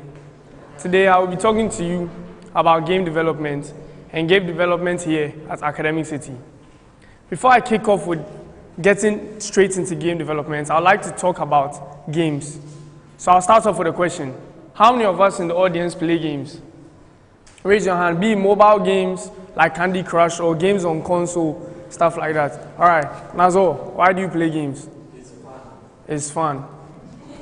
You, why do you play games? It takes you out of stress. Florence, why do you play games? She's absent. Why do you play games? To relieve. All right, all your answers are very different, but one thing cuts across everything. You play games when you want to escape the reality you are in. Games can take you out of your stress from school, stress from work, stress from family. Games can take you out of that and put you in a different environment. Games can make your dreams come true. As we all know, recently there's been an emergence of an esports league. So for people who've been playing games their whole life, you can now earn money doing that. There was a 13-year-old boy who won, I believe, $3 million from playing Fortnite. He won $3 million from playing a game that most of us take as a hobby. So games can now be taken seriously, right? So before you get into games, there are the people behind the games, the game developers. Why do people make games? People make games because, well, mostly, some people make games for money. But people make games to help others escape their problems. The guy who made Minecraft made the game for him and his friends, just to play. Few months down the line, Microsoft bought the game from him for $2.5 billion. It started out as a hobby for him and his friends, and now he's a billionaire because of one game he made for him and his friends. So now today I'm going to talk to you about a game myself and a few of my friends have created. It's a game of snakes. We all remember the classic game of snakes, in which you have to eat as much without trying to eat yourself. And then the game ends when you accidentally bite yourself as a snake. Well, we've taken that game and put our own twist on it.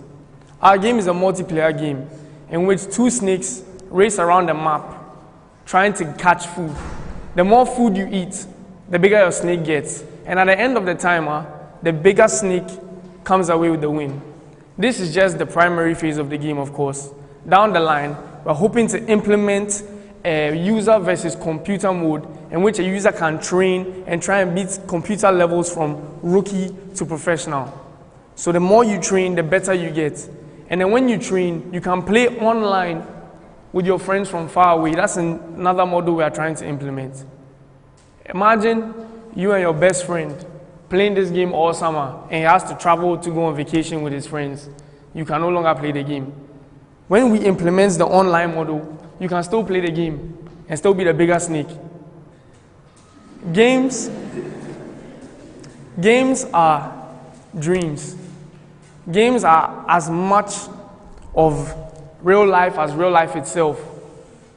Some might say there's not much difference between Alisson scoring a 95th minute header in the Liverpool game recently and you yourself holding the controller, scoring a 90-minute goal against somebody you have a FIFA rivalry with. There's nothing like hitting a crazy dunk in NBA or knocking somebody out in UFC. And we all know that feeling. We all know the feeling of having an argument with somebody and sitting down to settle it with a game. Games take you away from stress. Games put you somewhere you wish you could be or somewhere that is better than when you currently are. Games are a way to take yourself out of what you have and put yourself somewhere else and experience something else. So my message to you is, if you don't want to take game development seriously, you can take it as a side hobby and maybe make $2.5 billion like the guy who created Minecraft. Or maybe you can make a game and help somebody escape their reality. Thank you.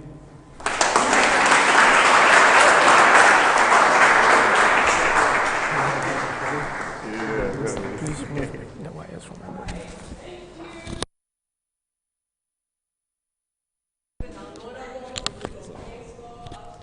body. Currently, it's not available to the public, but if you do want to try the primary phase of the game, you can try it at our exhibition today. Thank you. I forgot to mention the exhibition.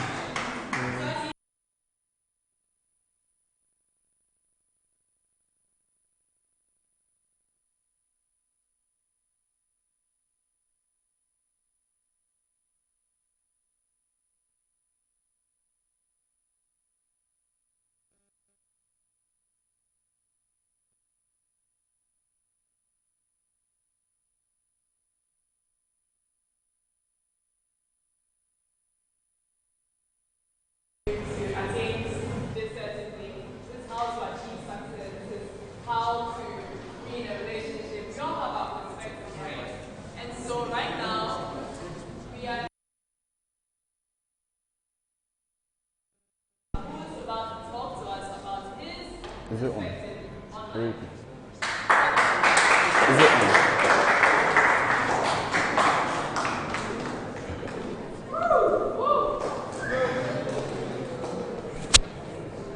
Hello, everyone. No, I'll. Okay, sure. Hi, everyone. My name is Abeku. I'm here to talk about my perspective on life. Now, from the angle that I'll be tackling it, it may be like a very controversial topic. To some of you, you might not really agree with this. You might have heard this from someone before, but I'll just want to make a few things clear. Now, although I titled this My Perspective on Life, the main thing I'll be focusing on is decisions and outcomes. At every point in our lives, we have decisions to make. Irrespective of whatever decision we make, there will be outcomes, there will be consequences, whether we like it or not. If you take coming to this school, for example, you coming to this school was a decision, whether you made it yourself or it was made by your parents. Now, coming to this school is something which you are here for a reason. At the end of the day, your ultimate goal is to attain academic excellence. Now, like I was saying, I'll be focusing on choices and outcomes. In your journey throughout the school, you'd have several choices to make.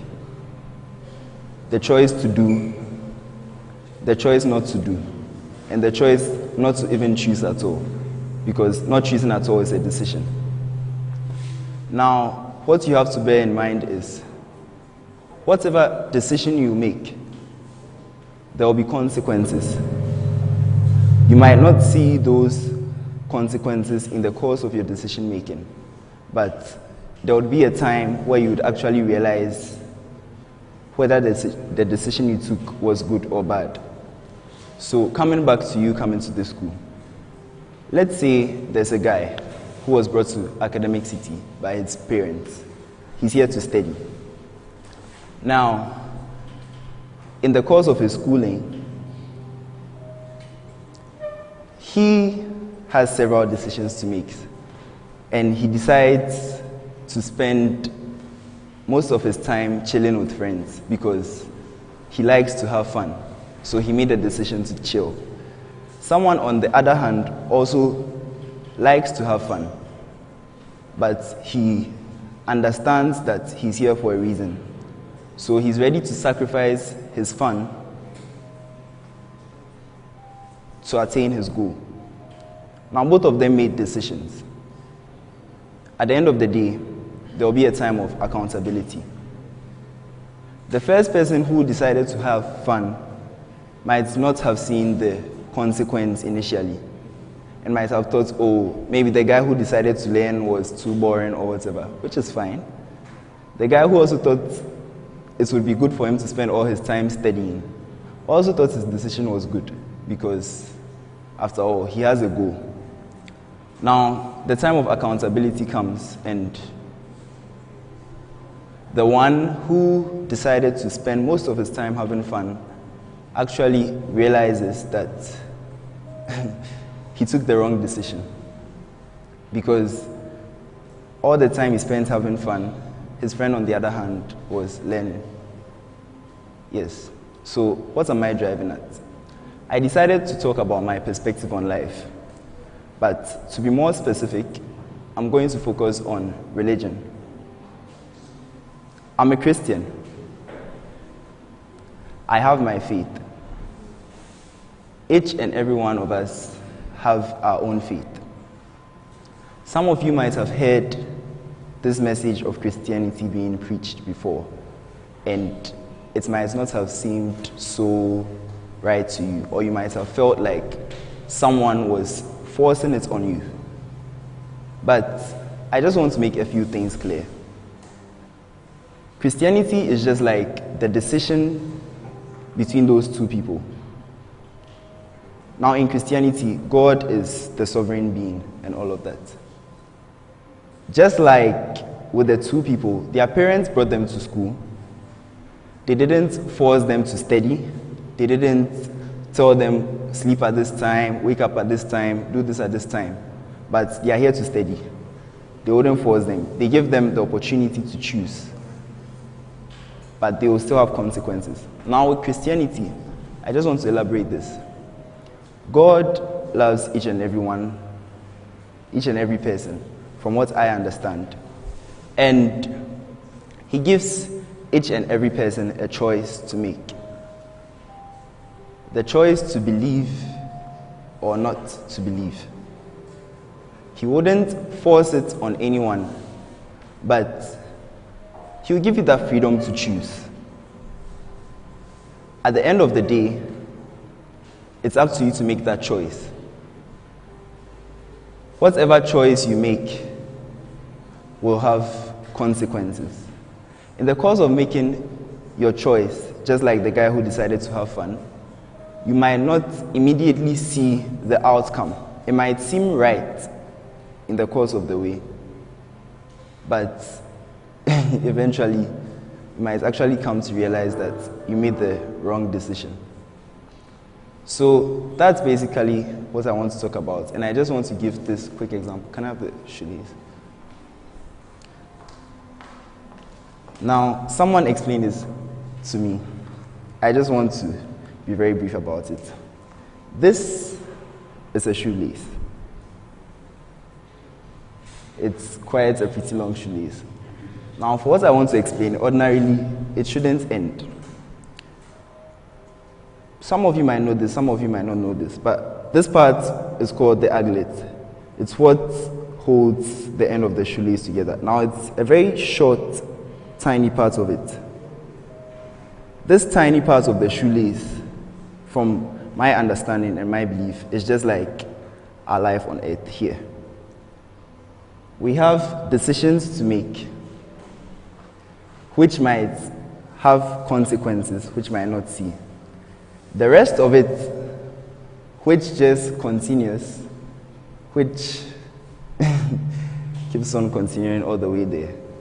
You don't know what's after. You might have heard stories and all of that, but you have a decision to make in this short space. And all I want to do is to set you thinking and throw this question to you. Are you ready to make a decision in this very short, insignificant fraction of this entire shoelace? You don't know what the outcome will be at the end. It just keeps on going. You've never experienced whatever is all the way there. You've heard stories, you've been told about stuff, but the choice is up to you at the end of the day. Are you ready to make that sacrifice and listen and believe in something at the expense of what you may term as pleasure? Or would you spend just this fraction, as insignificant as it is, having that pleasure that you think it's that important? So basically, all I want to say with this is Christianity is not anything complicated. It all comes down to choices and consequences. Each and every person has a choice to make. But the question you should ask yourself is, what would the consequences of those choices be? Would I make a decision that may seem right to me now, for which I would have regret later? Or will I make a decision that might not seem so right, but at the end of the day, might actually be the right decision? At the end of the day, the choice is up to you to make. No one can make that decision for you. No one. Some people may try to force their opinions on you and all, but that's not it. It's a matter of choices. Each and every person has a choice to make, and it's up to you to decide. Will you make the right choice?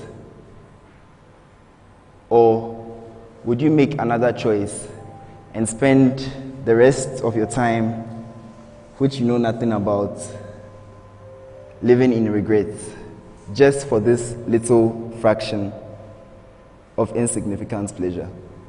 Thank you very much.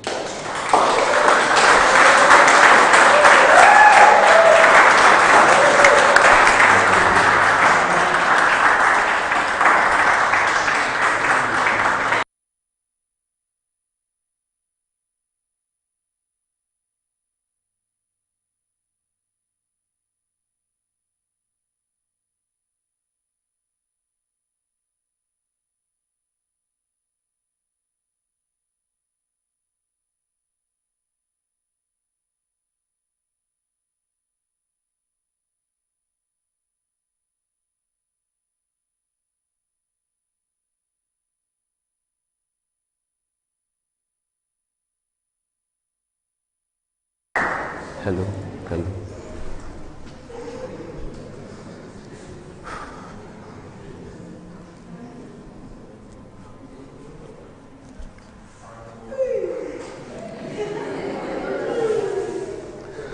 Good morning, everybody.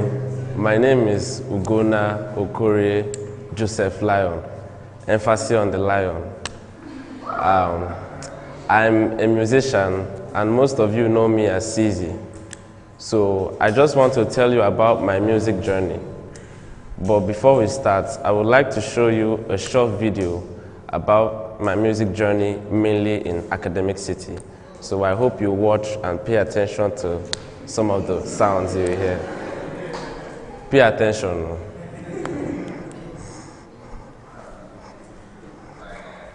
It's not. Pause it. Stop.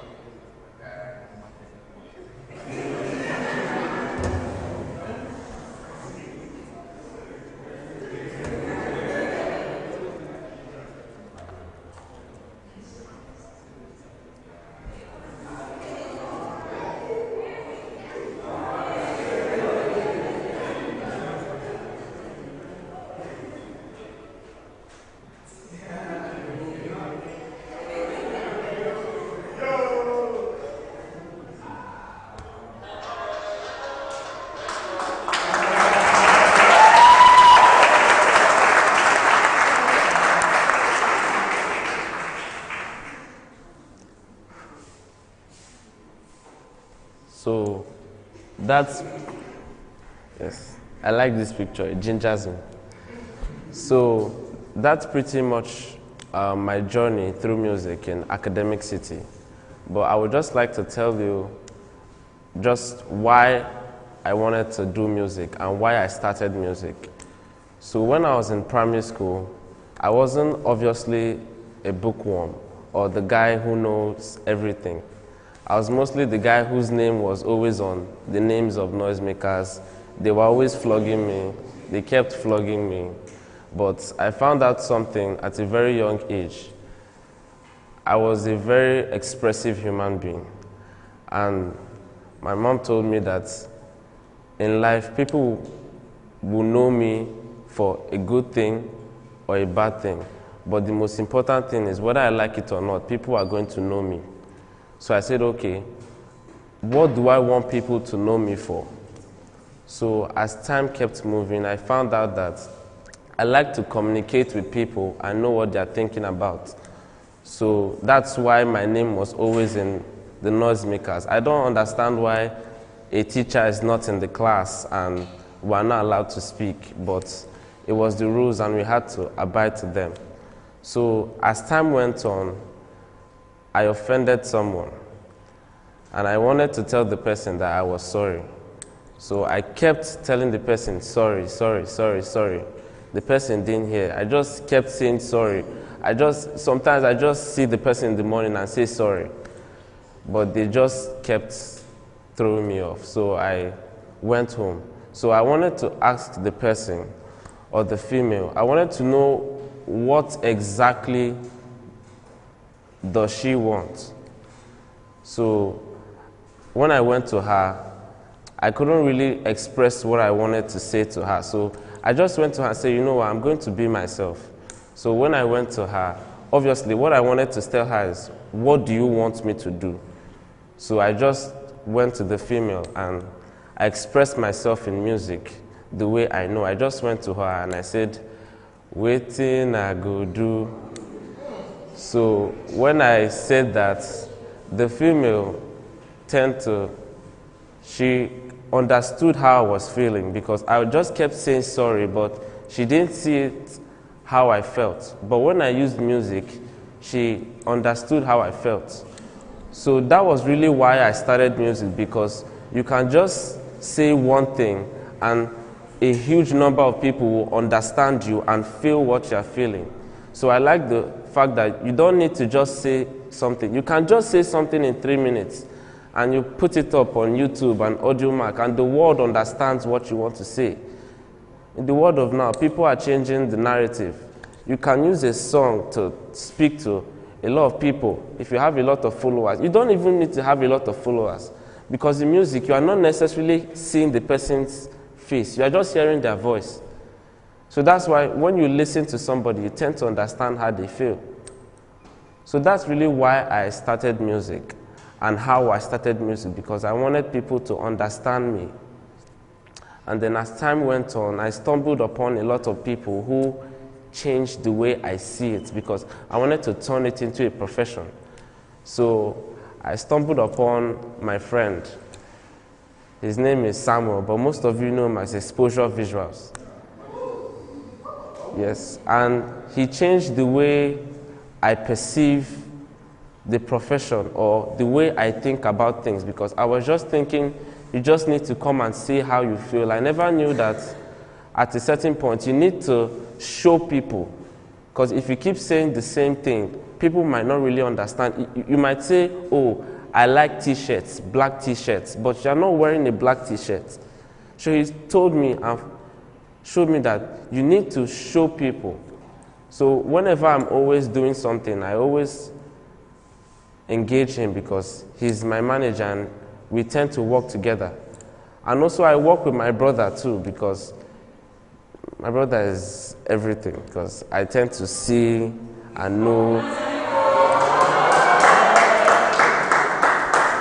So yeah, I would like to call a few names, but I don't want people to know the people that are close to my heart. In this campus, people are just snatching people up and down. So that's really, I'm not here to talk much. Not really here to motivate. If you want something, pursue it. There's one constant in this world, and it's that you're going to die. If you do, you die. If you don't do, you still die. So why not just do it and die? So I'm here to just tell people that I'm telling my story through music. And you too, you can tell your own story. It doesn't even need to be from music. You can write. Some people here are drawing. So you can just tell your story through music. And I would just like to end this with saying, I named this my music journey, not my music destination, because if I called it a destination, it would mean that I'm where I want to be. Obviously, if I'm where I want to be, you'll be seeing 10 rings on my hand. So that's why I named it my music journey, because before you reach a destination, you have to embark on a journey. And I'm proud to say that this is my music journey. And like I said, I hope one day I can come here with 10 rings and tell you that this is my music destination. Thank you so much. Don't go. So Chizi, don't go yet. I think the audience wants something small from CZ, don't we? Yeah. Just something small for us. Okay, so I normally sing, but there's a rapper inside me somewhere. So I'm going to just rap, a short rap. So I hope you can hear my rap. Okay. So this is a place, right? Okay. So let me go. I move from place to place just to get a taste of the people who want to see me. They want to see my face. I'm a king. I love to win. If I got a tweet, he be making the money. Honey, you know we love to win. I don't talk too much. I just sing. Hope you don't get stuck. You might stick. Every single person want to be on my ship. I hope you don't get stuck. You might stick. I move from the right to the left. Making all the money. You know, see the money.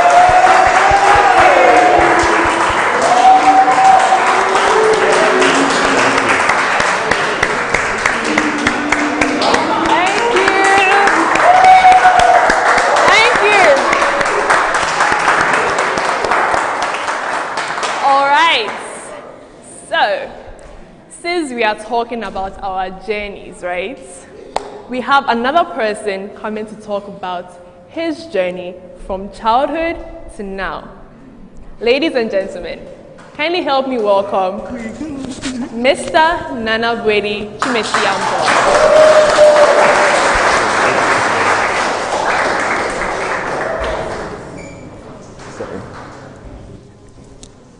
Hello everyone.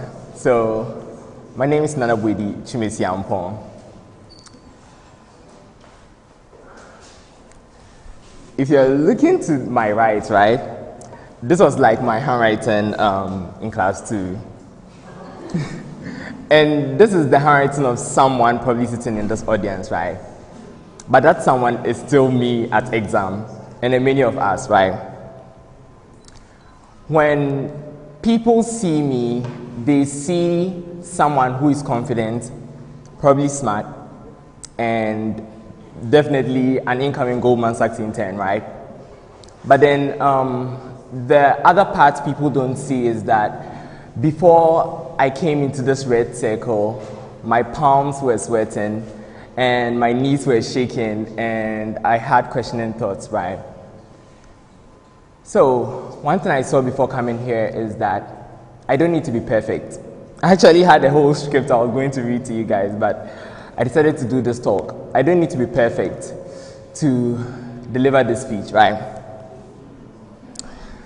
So let's talk about my journey to now, to Goldman Sachs, right? This was not supposed to come now, but then let's talk. So again, so I need to give you background about me before we come to now, right? In class 2, my teacher would conduct spelling dictation. Yes, he would conduct spelling dictation. And almost every day, I and other colleagues would get lashed because we had below 5, right? And I was in the same class with my sister. Like, my sister was always acing the 10 and then the 9s, right? The first time that I had a 9 out of 10, the teacher decided not to lash anybody. And then we moved out of that school to another school, right? Now, I wasn't good in math. I remember the first math test we had, I had 15%. And when I went and showed the result to my mom, my sister had around 80, right? So I showed the result to my mom, and then my mom was like, you can do better. But then I saw like, you can do better. So one thing is that I realized that I've always been in fighting mode. I've always been fighting to get grammar. I've always been fighting to get mathematics. I've always been fighting for the things that I have wanted, right? Now let's come to Academic City. Before I came to Academic City, I wrote SAT. And I applied to just one school because I thought I was going to get into that school. Right?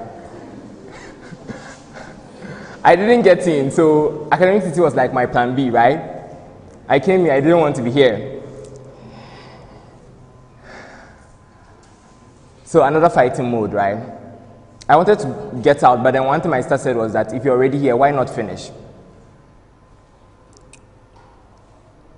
When I came, my first presentation in communications class, I got a standing ovation. Now, prior to that, I was doing a little bit editing and then writing of essays for people because they had realized during SAT that I was very good in writing, right?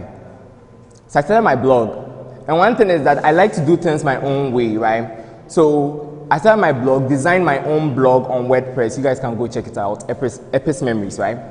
I designed my own blog, went around asking Ian and then Stanley, what should I add? What should I do? And then Stanley would tell me, probably make the background black, right?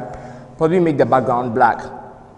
And then continue, I told you about mathematics, right? Now I had another difficulty in science, right? So I sat down, when I came to ACT, right, I was doing very well in math, like my colleagues know. So I sat down and then said, why not create a different environment where students, instead of having teachers coming in with canes and things, right, we have an interactive environment, we are creating activity-based lessons, right? The way I learn math is that there's something we do in class is what I remember it with, right? So it is more practical to me. I'm imagining 5 apples, I'm imagining take somebody eating 3, right? So I wanted to create that environment for kids, so I joined with Gertrude, right? And we started STEMIP. And then my first internship was with EPP, yes, with the help of Mr. Benjamin Mepo. I went to him and I told him that I wanted to get into EPP. He helped me, and I remember that interview. I went to that interview in jeans and a shirt. I like to break rules, so. That summer, Miss Diana, who was also a lecturer here, approached me and then asked me to write some books for her. No, sorry. I said EPP, Letseho first, and then EPP, right? So Letseho was a credit institution, and then EPP was a writing institution. So that summer, I combined 2 internships. When I was at work, when I wasn't doing anything, I would start writing, and then sometimes I would get 2 hours of sleep, another fighting mode. Came back to school, and then that was when I realized that application season had opened, and I really wanted to go out of the country, right? I wanted to have the exposure. So application season had opened, and I started applying. I applied to 13 companies, got bounced by each and every one of those companies. And I went to Miss Giselle's office, right, career service, and I told her that I still want to do applications. She's like, application season is over, what's your plan B? I didn't give her an answer. Then COVID happened in February, and we had to go home. COVID happened in January, we had to go home in February, right? And when I went home, I made a list of all the companies that I wanted to apply to, all the companies. There were 18 in all. Made a list of all the companies, prioritized them, their deadlines, their opening season, went for events, and then started building my resume. Sent my resume to Ms. Giselle, sent my resume to Mr. Benjamin Mepo, sent my resume to Ms. Diana, Ms. Linda, who taught us French, and then other people, right? Now, one thing you would learn about resume and cover letters is that everyone has their opinion about your cover letter. They'll tell you do this, but then your cover letter is your story. You want to maintain your story there. You decide what you add and then what you take out, right? So somebody will give you feedback. You decide, I want to add this, I don't want to add this, right? So that's what I did. I applied to 6 companies, got bounced by all 6, and then applied to Goldman Sachs. And then when I applied to Goldman Sachs, I submitted my application on the 7th of July. And then went ahead and was applying to other accounting and financial firms, right? 2 weeks later, I got a higher view. And then I remember clearly that higher view, I was supposed to be done with my higher view by Monday, 5 p.m., right? And Sunday, I decided to do it on Sunday. Now I was shivering, like, I was sitting in front of the laptop and I was like, and then my sister's like, if you don't feel good about it, don't do it. So we decided to do it on the Monday. And the Monday, everything went well. 2 weeks later, got a super day. And that was when I decided to break it to the first person who got to know about my Goldman Sachs application, Miss Diana. I called her and told her, Miss Diana, I have applied to Goldman Sachs and I've made it for the final round, right? And she said that, be your authentic self, it is more likable. Now, this is me who had prepared for my 1 minute pitch. My 1 minute pitch was very robotic, And all those who know me know that I'm a conversationalist, right? I like to talk, right? So when she said that very moment, I threw out my 1 minute pitch. And I'll tell you that it is something scary you do, but practice will actually get you there, where you can throw out your 1 minute pitch and then still ace it, right? So I'd practiced, so I was very confident throwing out my 1 minute pitch. It came, my first interviewer came, I had a conversation with her, we started talking about family, and then moved to the second interviewer, 3 interviews for, I think, 2 hours. And then the next waited. Now, there's one thing about, I've forgotten the name for it, but then where you start to doubt yourself that were you good enough, right? So I started doubting myself that I wasn't good enough during the super day. 2 days later, I got a message from, I got a call from Goldman Sachs, and then they were like, we are offering you an opportunity in the New York office. Now, this is somebody who hadn't had any African get into the New York office, that is the headquarters, right? Like direct recruitment from Africa, right? Made it to the New York office. And then, I'm telling you that,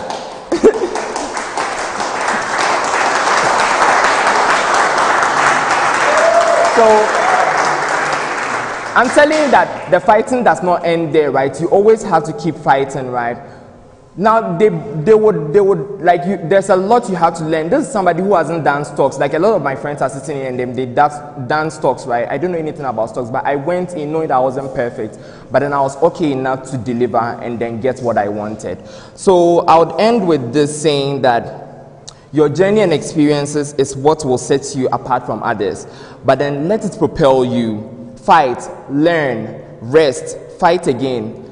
This is the beginning of my journey, and I have learned that gold is forged in fire. Thank you.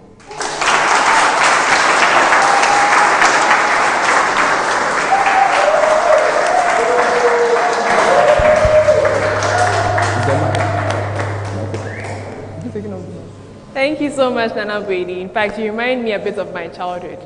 So, for me, as a child, honestly, I really didn't care about education because in my mind, I believed that this girl is going to grow up to be a model. Why does she need physics, science? What does she need that for? And so you'd have class, you'd have math, you'd do everything. I'm there in class, not really paying attention because I believed that there was something much, greater for me and that I didn't need education. Education is a waste of time. My father kept pestering me about it and I really didn't care, okay? And I felt like that sort of affected me in a way because I knew I wasn't a dumb child, right? But then my results were saying otherwise. And one time I decided that, okay, you know what? Let me show these people that I can actually do something. So we had a literature, I think in class 6, we had a literature test also, and I really studied hard for it. Like, I feel like that was the first time I studied for something in class. So I really studied hard for it, and guess what? I was the top of the class, you see. So I think this is just to say that we should believe in ourselves, regardless of what people tell us, regardless of what our parents, our friends, our teachers. You know what is inside you, right? And you're the only one who can bring that out. So yes, thank you very much, Nana Brady, for your lovely presentation. Right now, we are going to have something from entertainment. Yes. So we've spoken so much about people's talents, right? You've heard people talk about game development talents. You've heard people talk about their machine learning. You've heard so much. Now guess what? Someone is about to talk about something you have never heard before on campus. Like you've never heard before, something new, something to, sort of flavor your ears, if that makes sense. So help me welcome Mr. Chinaso Okori.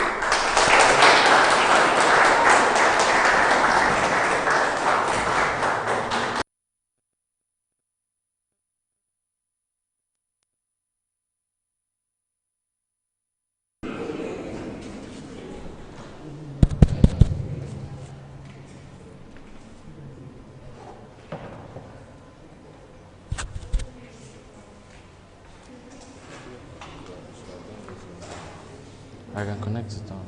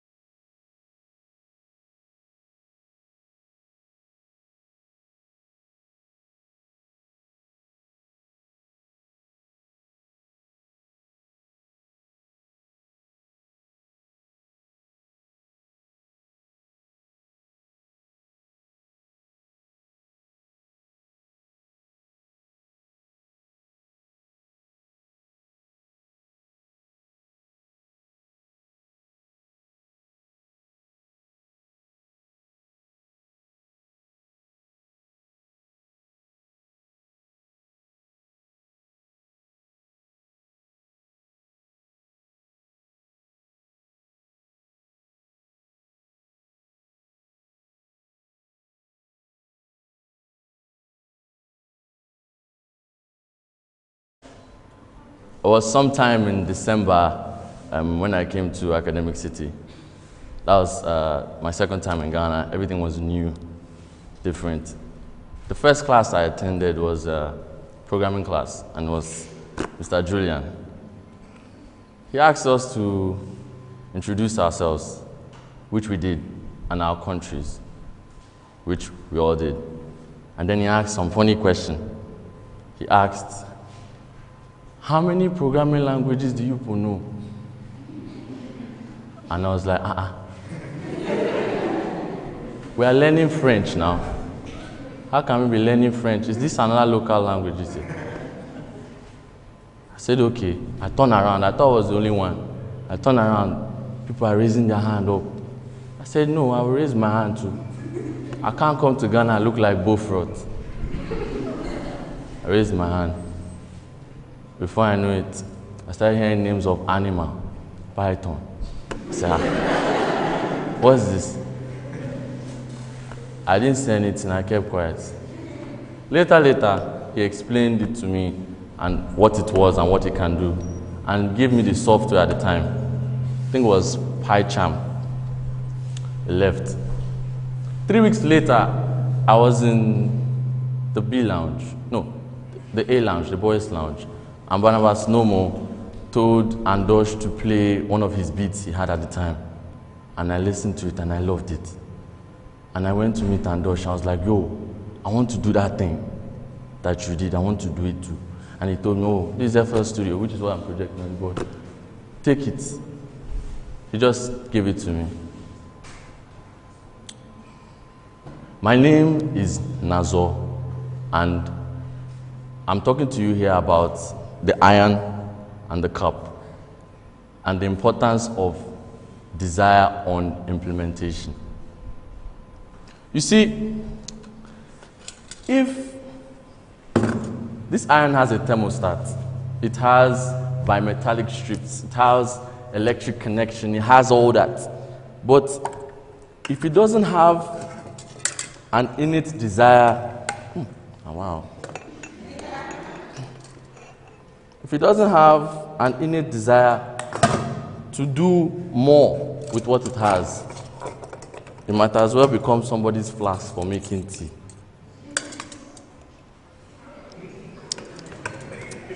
Spicy.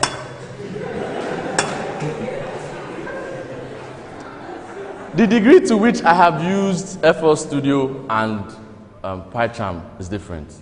Not because I don't love Python or C++, but because desire is different.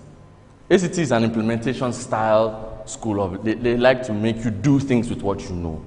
They like to make you actually build stuff. That's why you have all those gizmos in the lab and engineering room.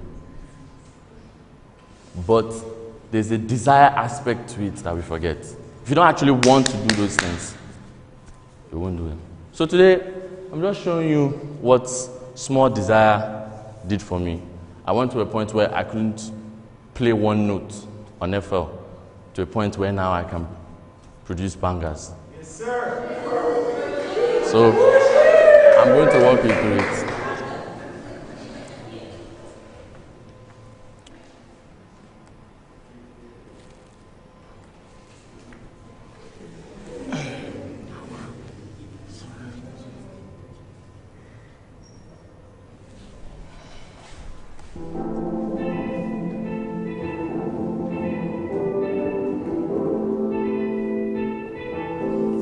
So I came up with this melody in Linux class. Zeus was the teacher. It's not like I was not paying attention. I was paying attention. But if you know me, you know it just comes and it has its own vibe. So the next thing I added to this sound was a congo, a bounce. So at this point, you kind of like know where I'm going with this. But then I have to add noisemakers. They remind me of two Nigerian sisters in this school.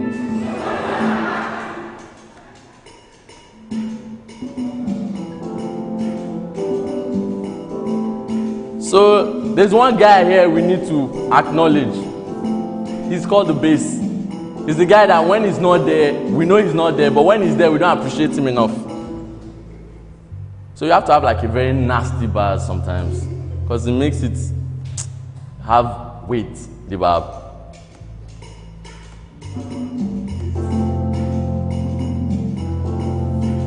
I'm sure everything will not be complete without this guy.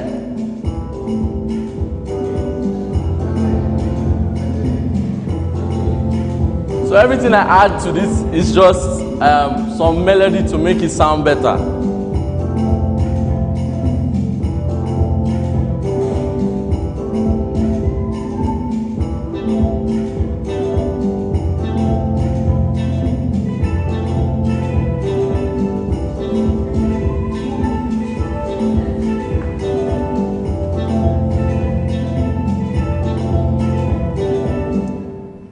Musico.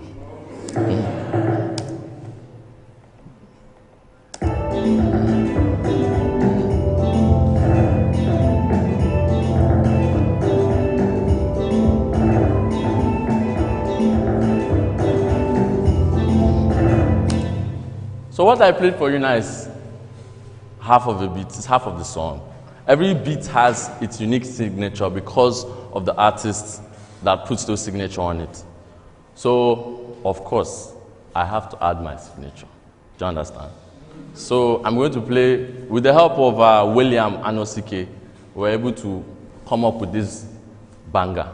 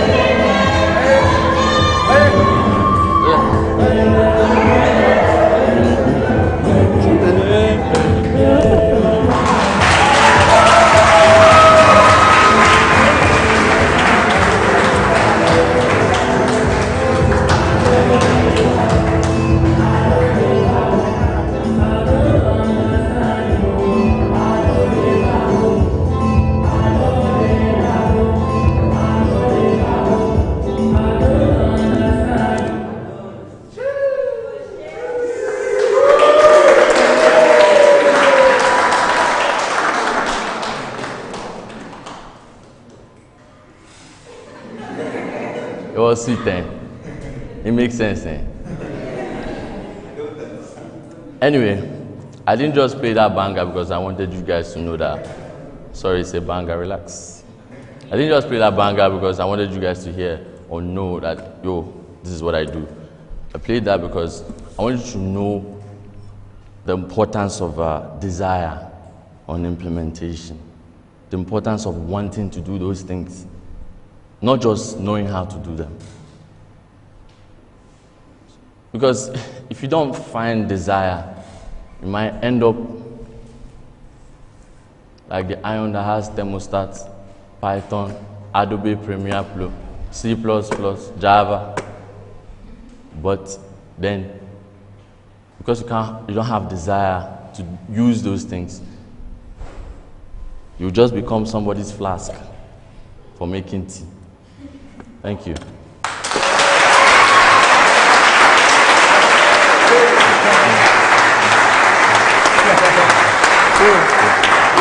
Thank you.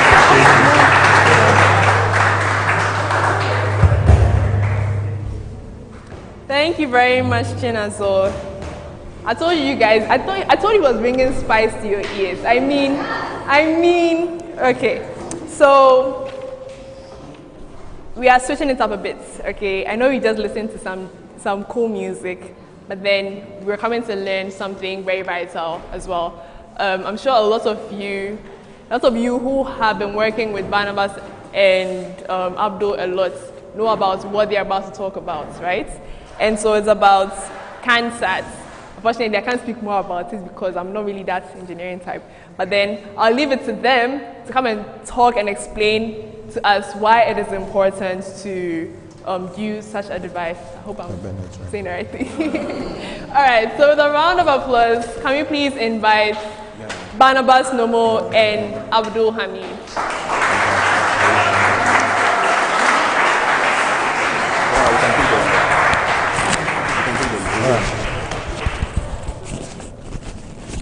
Hello everyone. Sorry I'm here again, but this is a project that has been very, very personal to some of us here in this school.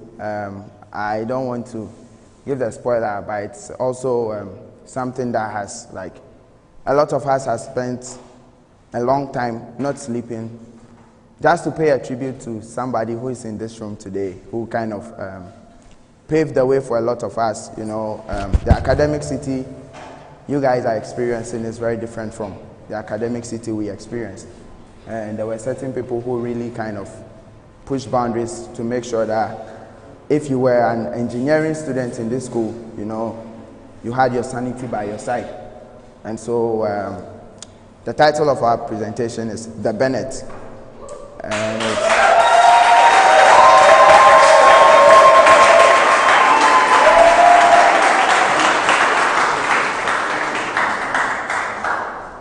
And it's a custom-made board that some of us worked on so that people who are trying to go into satellite communication can easily get started.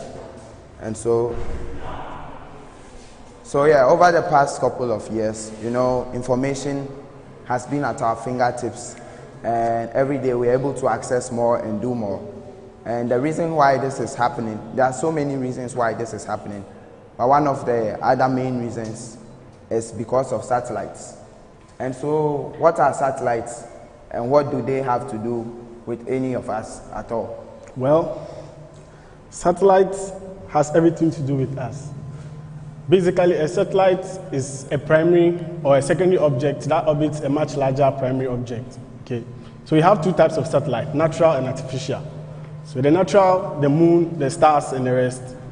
And the artificial is what we human beings build to assist us to do other stuff. Okay, but these satellites are very expensive. They're very hard to build. And then you require a certain specific skill set to get in there. Okay, but then there's no place for the students like us who don't have that thousands and billions of dollars. So in order for us to get in there, we need something that is of cheaper alternative, and that's where our CANSATs come in.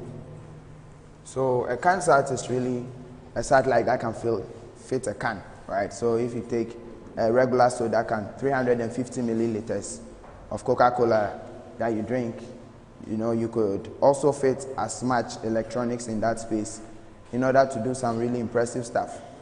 And the first person to launch a CANSAT in Ghana is also in this room, and that's the person we named this presentation after, Julian Bennett, who is sitting there at the back. So what we are trying to do is, we are trying to come up with an open source project where people from all around the world can contribute to. And we are going to create this simple board that has some getting started peripherals. We're going to create some adaptive libraries so that anybody at all, even if you are studying business or finance, and one day you woke up feeling spacey, you could just get one of those boards, put them together, and then you are good to go. All right. So why you should be interested in satellites? Well, you should be interested in CANSATs. Okay. So CANSATs, as you explained earlier, they are just satellites that have been shrunk in the form of a can. Okay. So this endeavor we are taking has a lot of implications, right? So one of it is it enables us actualize our engineering. So that's what you see as engineering flex, right? So you learn the engineering, you learn all the C++ and everything, but what are you doing with those things, right? And then it also helps with contributing to scientific research. So at least we can contribute, because we want to build a custom-made board. We are actually going to build a firmware, a new library on top of whatever we have, Arduino and the stuff. And that's going to contribute to scientific development so that our next generation who want to do the same thing will have to reinvent the wheel. And then you also grow your skill set, because you are looking at skills from different diverse fields. You are looking at electronics, programming, you are looking at mathematics, you are looking at controls. So there's a lot of things that goes in there. So it's going to enable you improve your skill set.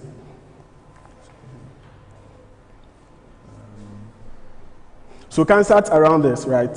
So for this past few weeks, my friend and I, Barnabas, and then a couple of first years and second years, we have been deploying this CANSAT. They are made of a custom microcontroller board called TTGo with an onboard GPS and other cool stuff, right?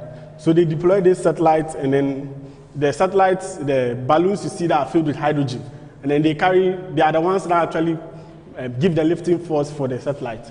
Now this satellite, all it does is it takes information about the atmospheric parameters like temperature and stuff, and then just pushes that information onto the blockchain. And so the way that we want to get started with all these is to stop talking and then actually start doing. And so we'll just walk you through a little bit of what we are trying to do. And again, if you don't know Mr. Bennett, that's him over there. And okay, so all-in-one custom boards, we had a bunch of boards that we were looking at. So for the features, we wanted a microcontroller that has an appreciable computational power. We also wanted to have a gyroscope, a GPS module, and just a few sensors, and anything else you need, you could just attach to it. So we looked at the ESP32. It's an interesting board. We won't bore you with the details. We'll just show you which one we chose. But we'll actually publish everything we are talking about. So if you are really interested in reading more, you can go and look at it, right? But then there's this really, really tired cliche in Ghana that people never stop talking about. Oh, they are hungry people. They are these. Why are you trying to build this really, really grand thing, right? Now, I mean, that's a legitimate concern, but if you look around you and all your neighbors are so far ahead that they can end you with a simple flick of a finger, you should probably also try to scale up and meet their advances in technology, and then you can focus on what is happening there. We all saw what happened in Israel, right, with the Iron Dome. I won't say anything about Ghana. I'm just hoping that something like that never happens here, right? Because we do not have the capability to stop those things, right? And so these are the guys who have been working on it, and these are people that I work with a lot. So in almost all my presentations, you'll see similar faces or names there. And this is the board that we are going with. And so it's made in, so this is a board that you find, but the actual custom-made board it has a funny way. So we are building it, we are designing it here, but it will be made in Greece, shipped to China, and then make a couple of trips just because Ghana doesn't have the full manufacturing capability to make the kind of boards that we expect. But some of the things that you find on them, you find a gyroscope, you find a detachable radio module, and so as I said, since it's open source, we are building a whole host of libraries such that if you are in a different country and you have different radio requirements, you can just swap out a radio module we have a GPS module, and these boards don't go out of the atmosphere, and so GPS will still work even if it's like high up into the environment. And so we'll have one of these on there. And currently, this is a very popular board that you find in a lot of places. So this was kind of our working model, but it doesn't really meet the requirements we need because it has very, very few pins, even though it has high processing. I'm trying to abstract a lot of technical information, but if you really are interested, we can talk more about this some other time, or when the journal comes out, you see all the information. And so, why pursue the difficult? Because we can, but also because in the world we are living in right now, data is a form of currency. So a lot of the cheap apps you think is free, they're actually not free. You know, your data is being sold behind the scenes. Okay, so we want to acquire that data for ourselves. So we want to make data-driven decisions, and then these data-driven decisions is going to help us with a lot of things. For example, our national debt, because we don't have information enough about our citizens, so we are planning, we always get budget overrun. So we don't plan well, and also we are going to provide people-driven decisions. So with the help of the technology, realize that Uber and the rest become possible, and then help also boost local development. Imagine if a person who wants to build a local industry can just go on a website and then get information about his customer base and anything. It also helps with that. And also the competition. So where is all this leading to?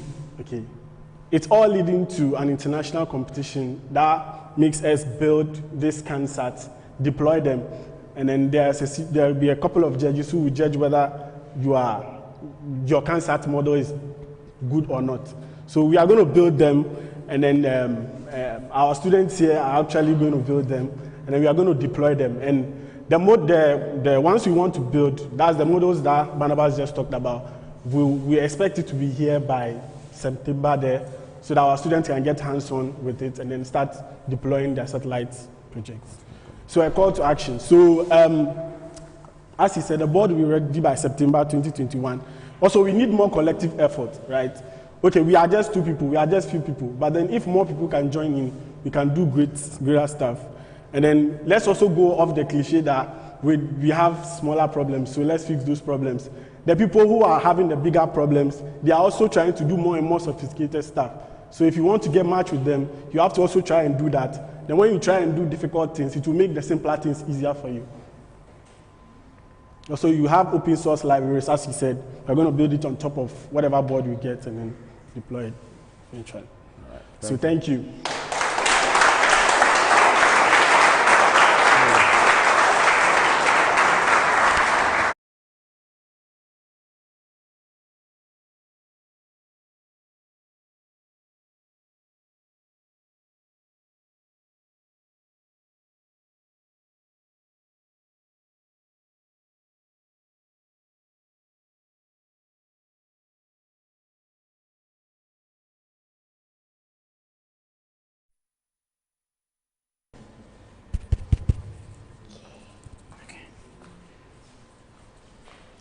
Hi guys, sorry for the delay. We're just trying to make sure that the mic was working.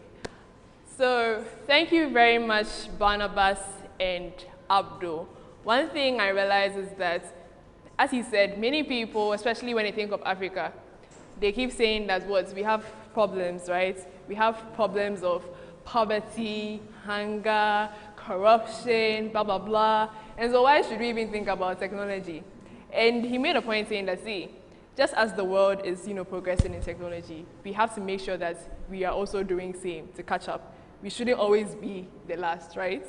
Okay, and so I'm really proud that we have something on the Academic City campus that's, sort of contributing to what we can do as an African continent. All right, so we are moving on to our last performer. But then before then, I'd like to remind you guys that there's an exhibition at the Tech Center. And so many of the projects that our participants have spoken about today will be displayed there. So please, I encourage you to be there. Now, for our last performer, He goes by the name Nathaniel Asiak, and his title is To Share or Not. Kindly help me welcome Mr. Nathaniel Asiak.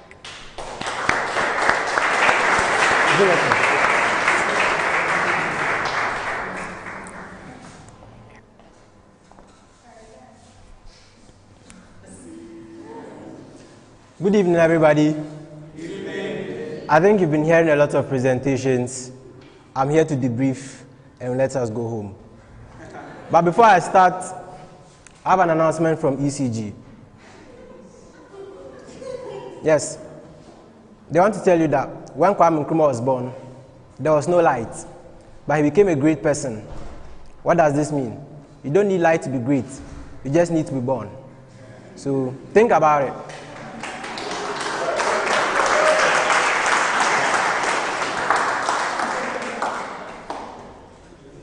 Right. When you look on this board, you see that someone has taken a lot of time to design darts that have never hit the target. Like, he actually took like 4 hours to design this. But I never hit the target, right? And when you hear a lot of stories about Thomas Edison, depending on who you ask, he probably did like between 1,000 to 10,000 trials on the light bulb. I don't know who was counting, but it's actually 10,000.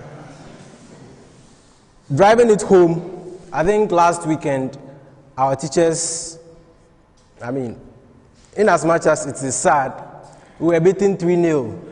It's very painful, but you know what we'll not do? We'll not give up. Next year, same time, we'll face them, and I'm sure that Mr. Julius will receive 3 goals. I'm going to pay him back. But yeah, I'm here to tell you a story about a couple of us and the journey we took this semester.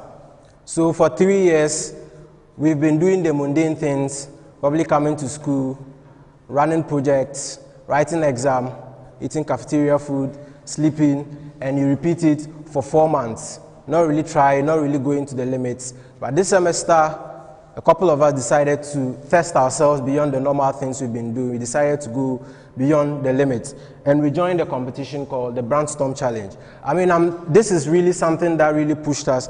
And before I go on, I'd like to mention that Samuel, Sigrid, and Kwesi actually joined this, but due to circumstances beyond their control, they gave us their blessings to represent the school. Next year, you probably see them. So Brainstorm is a challenge. Let's talk about L'Oreal first. L'Oreal is a brand that deals in beauty products, and I'm sure that probably most of you would have one of their cosmetic products on your shelves, right? So it's a challenge that allows you to develop things to solve challenges in the beauty industry. And so for the lot of us, I think it was Benedict, Isaac, and I don't do makeup, but I had to join a competition because it was really interesting. And so we had to reinvent the beauty shopping experience such that when you go into the shop and you want to pick up something, it's really interesting for you. And so for that journey, it was a really interesting thing, and I want to actually tell you the story and how we went about it. So the first stop was the opening of the nominations and how you submit your idea or whatever. So ordinarily the program would start in December, but our side of the world got to hear about it in like February, and we had to submit our ideas in like March. That was like 1 month gap. Meanwhile, people in China probably had like 3 months to develop their ideas and submit it. That did not stop us. We had to like come up with an idea. But as you know, our idea did not come about with the proverbial, like the normal way. We didn't go about brainstorming. Actually, there was a Joseph among us who actually dreamt about it. And so Isaac was sleeping one day. It sounds unrealistic, but it's actually true. So he was sleeping, and then I think he had a revelation about what we should do. And so he woke up and he told us that this is the idea, and I believe that we can run with this. We did not sell him as his brothers did. We actually took up the idea and ran with it. And the next thing you know, Benedict is bringing up all the tech and all the AI and everything that is needed to make sure that this idea runs. And by March, we submitted our idea and we're ready. Now, what was next? the national finals. So when you submit your, suffice me to say, this year 62,000 people took part in the program, right? 62,000 people across the world. So keep the numbers, probably do some mathematics later on. So getting to the national finals, you get to be selected based on the quality of your idea.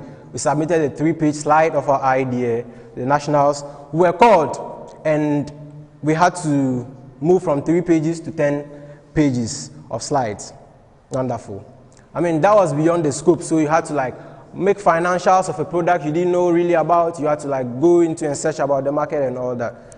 10 slides. What did we do?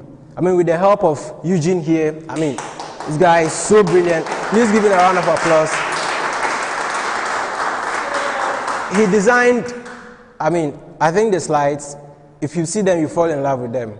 Really.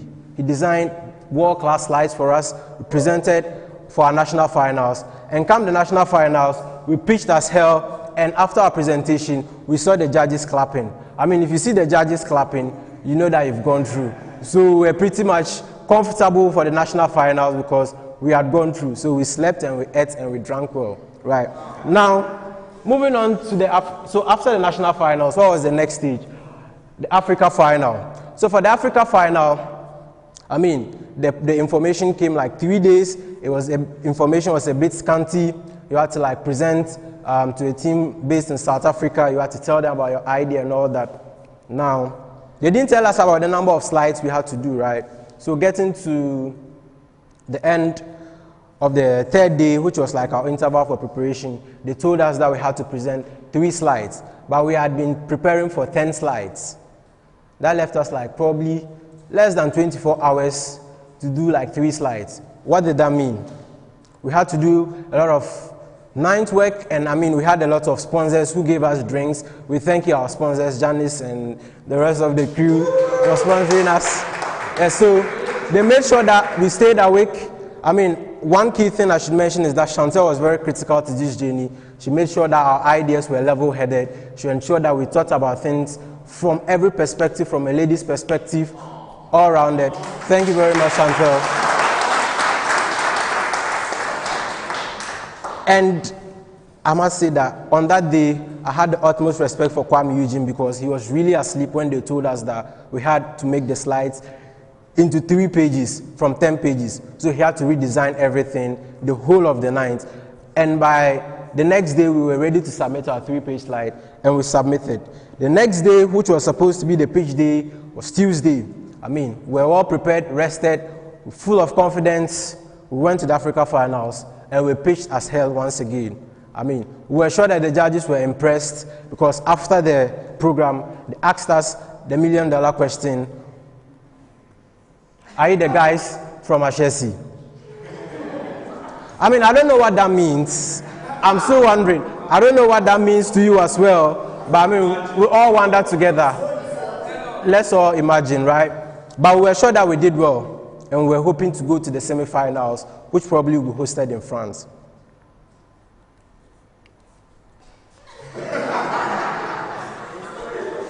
Unfortunately, France didn't come on.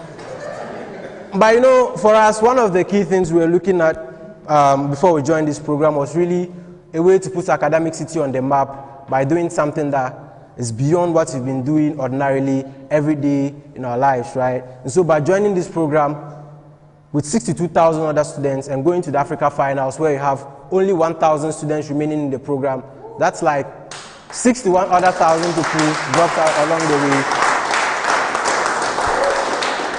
In our own way, we knew that we had put Academic City on the map, and we were pretty sure that next year, Samuel and Sigrid and Kwesi wouldn't really drop out because they had challenges in the first moment, right? They would move on. And why are we sharing this story? Because after the program, we never really told Nana or any of the social media team that we were doing this because we wanted to like tell them after we had gone to France and we were taking pictures. I mean, but it didn't come on. But we realized that we still needed to share this story or our failure or where we've gotten to with the rest of the community, such that everybody gets to share whatever you want, you have, right? Such that Ideon is not about only your successes. Ideon is about your failures as well. Ideon is about what you fail to do or what you want to achieve. Ideon becomes everything and everyone is included. That's why this story is here. And next year we want you to bring your failures, your successes, every story you have. Thank you.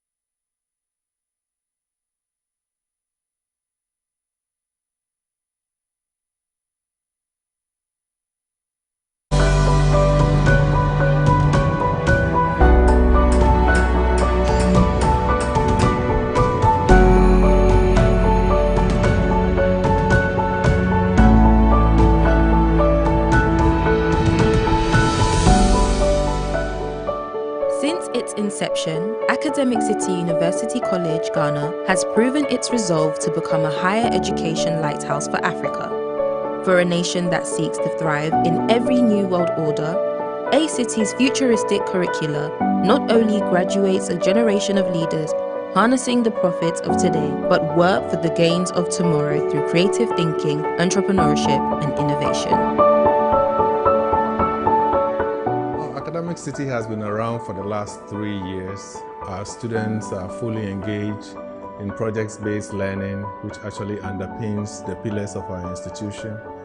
We've worked on the local vent, which was actually a response to the pandemic. Our students are working on a smart bin, obviously a response to the waste management challenges that we have in our country and also in the sub-region. Our students are working on an autonomous electric vehicle at this time.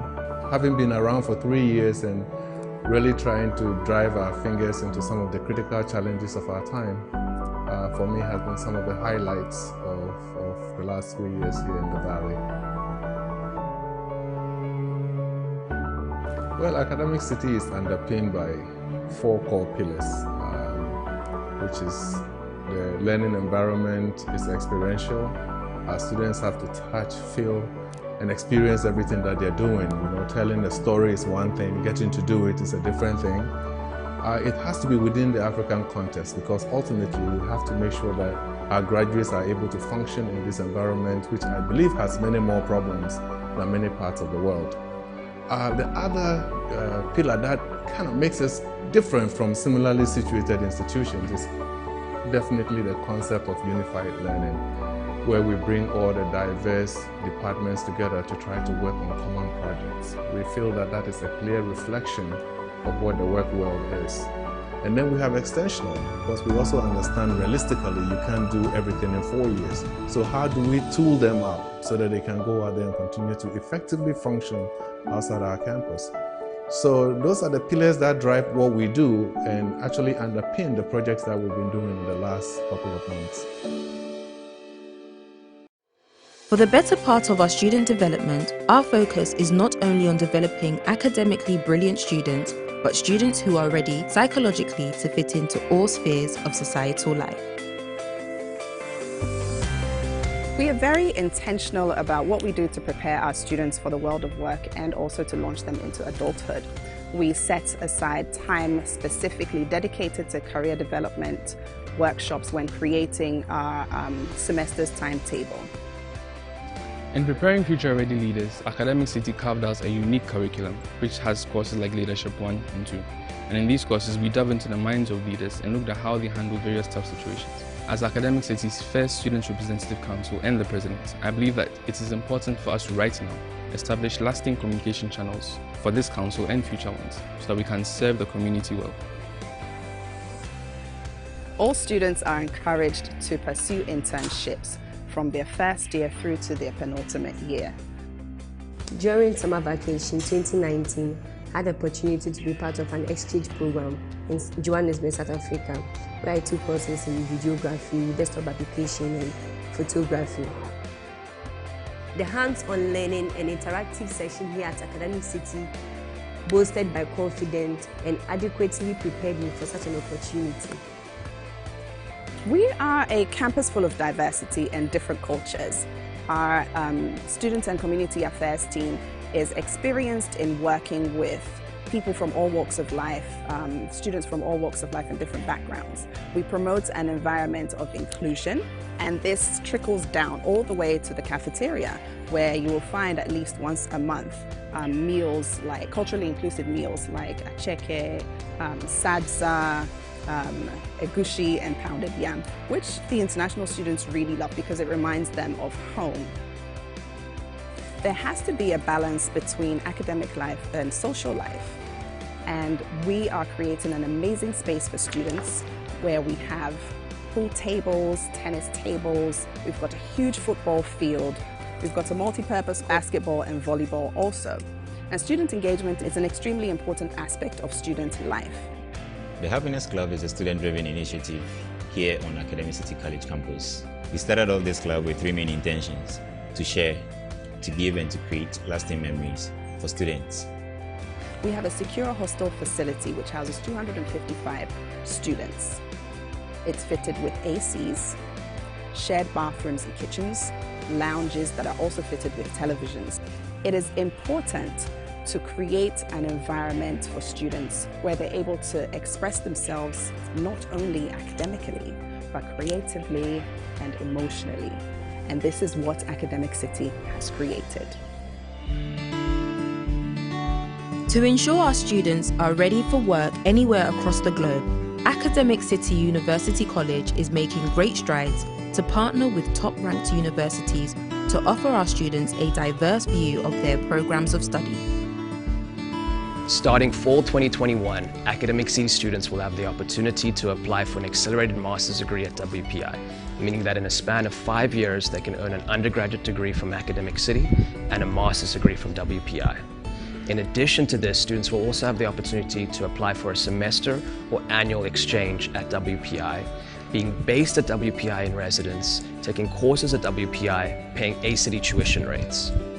After successful completion of the 4+1 initiative with WPI, an A citizen will have 2 degrees from 2 top-end universities, which is Academic City University College and WPI. But more importantly, our students will come out well-rounded, having knowledge for their continent they live in, as well as having exposure internationally. This will make them competitive both at their local, regional, and global level.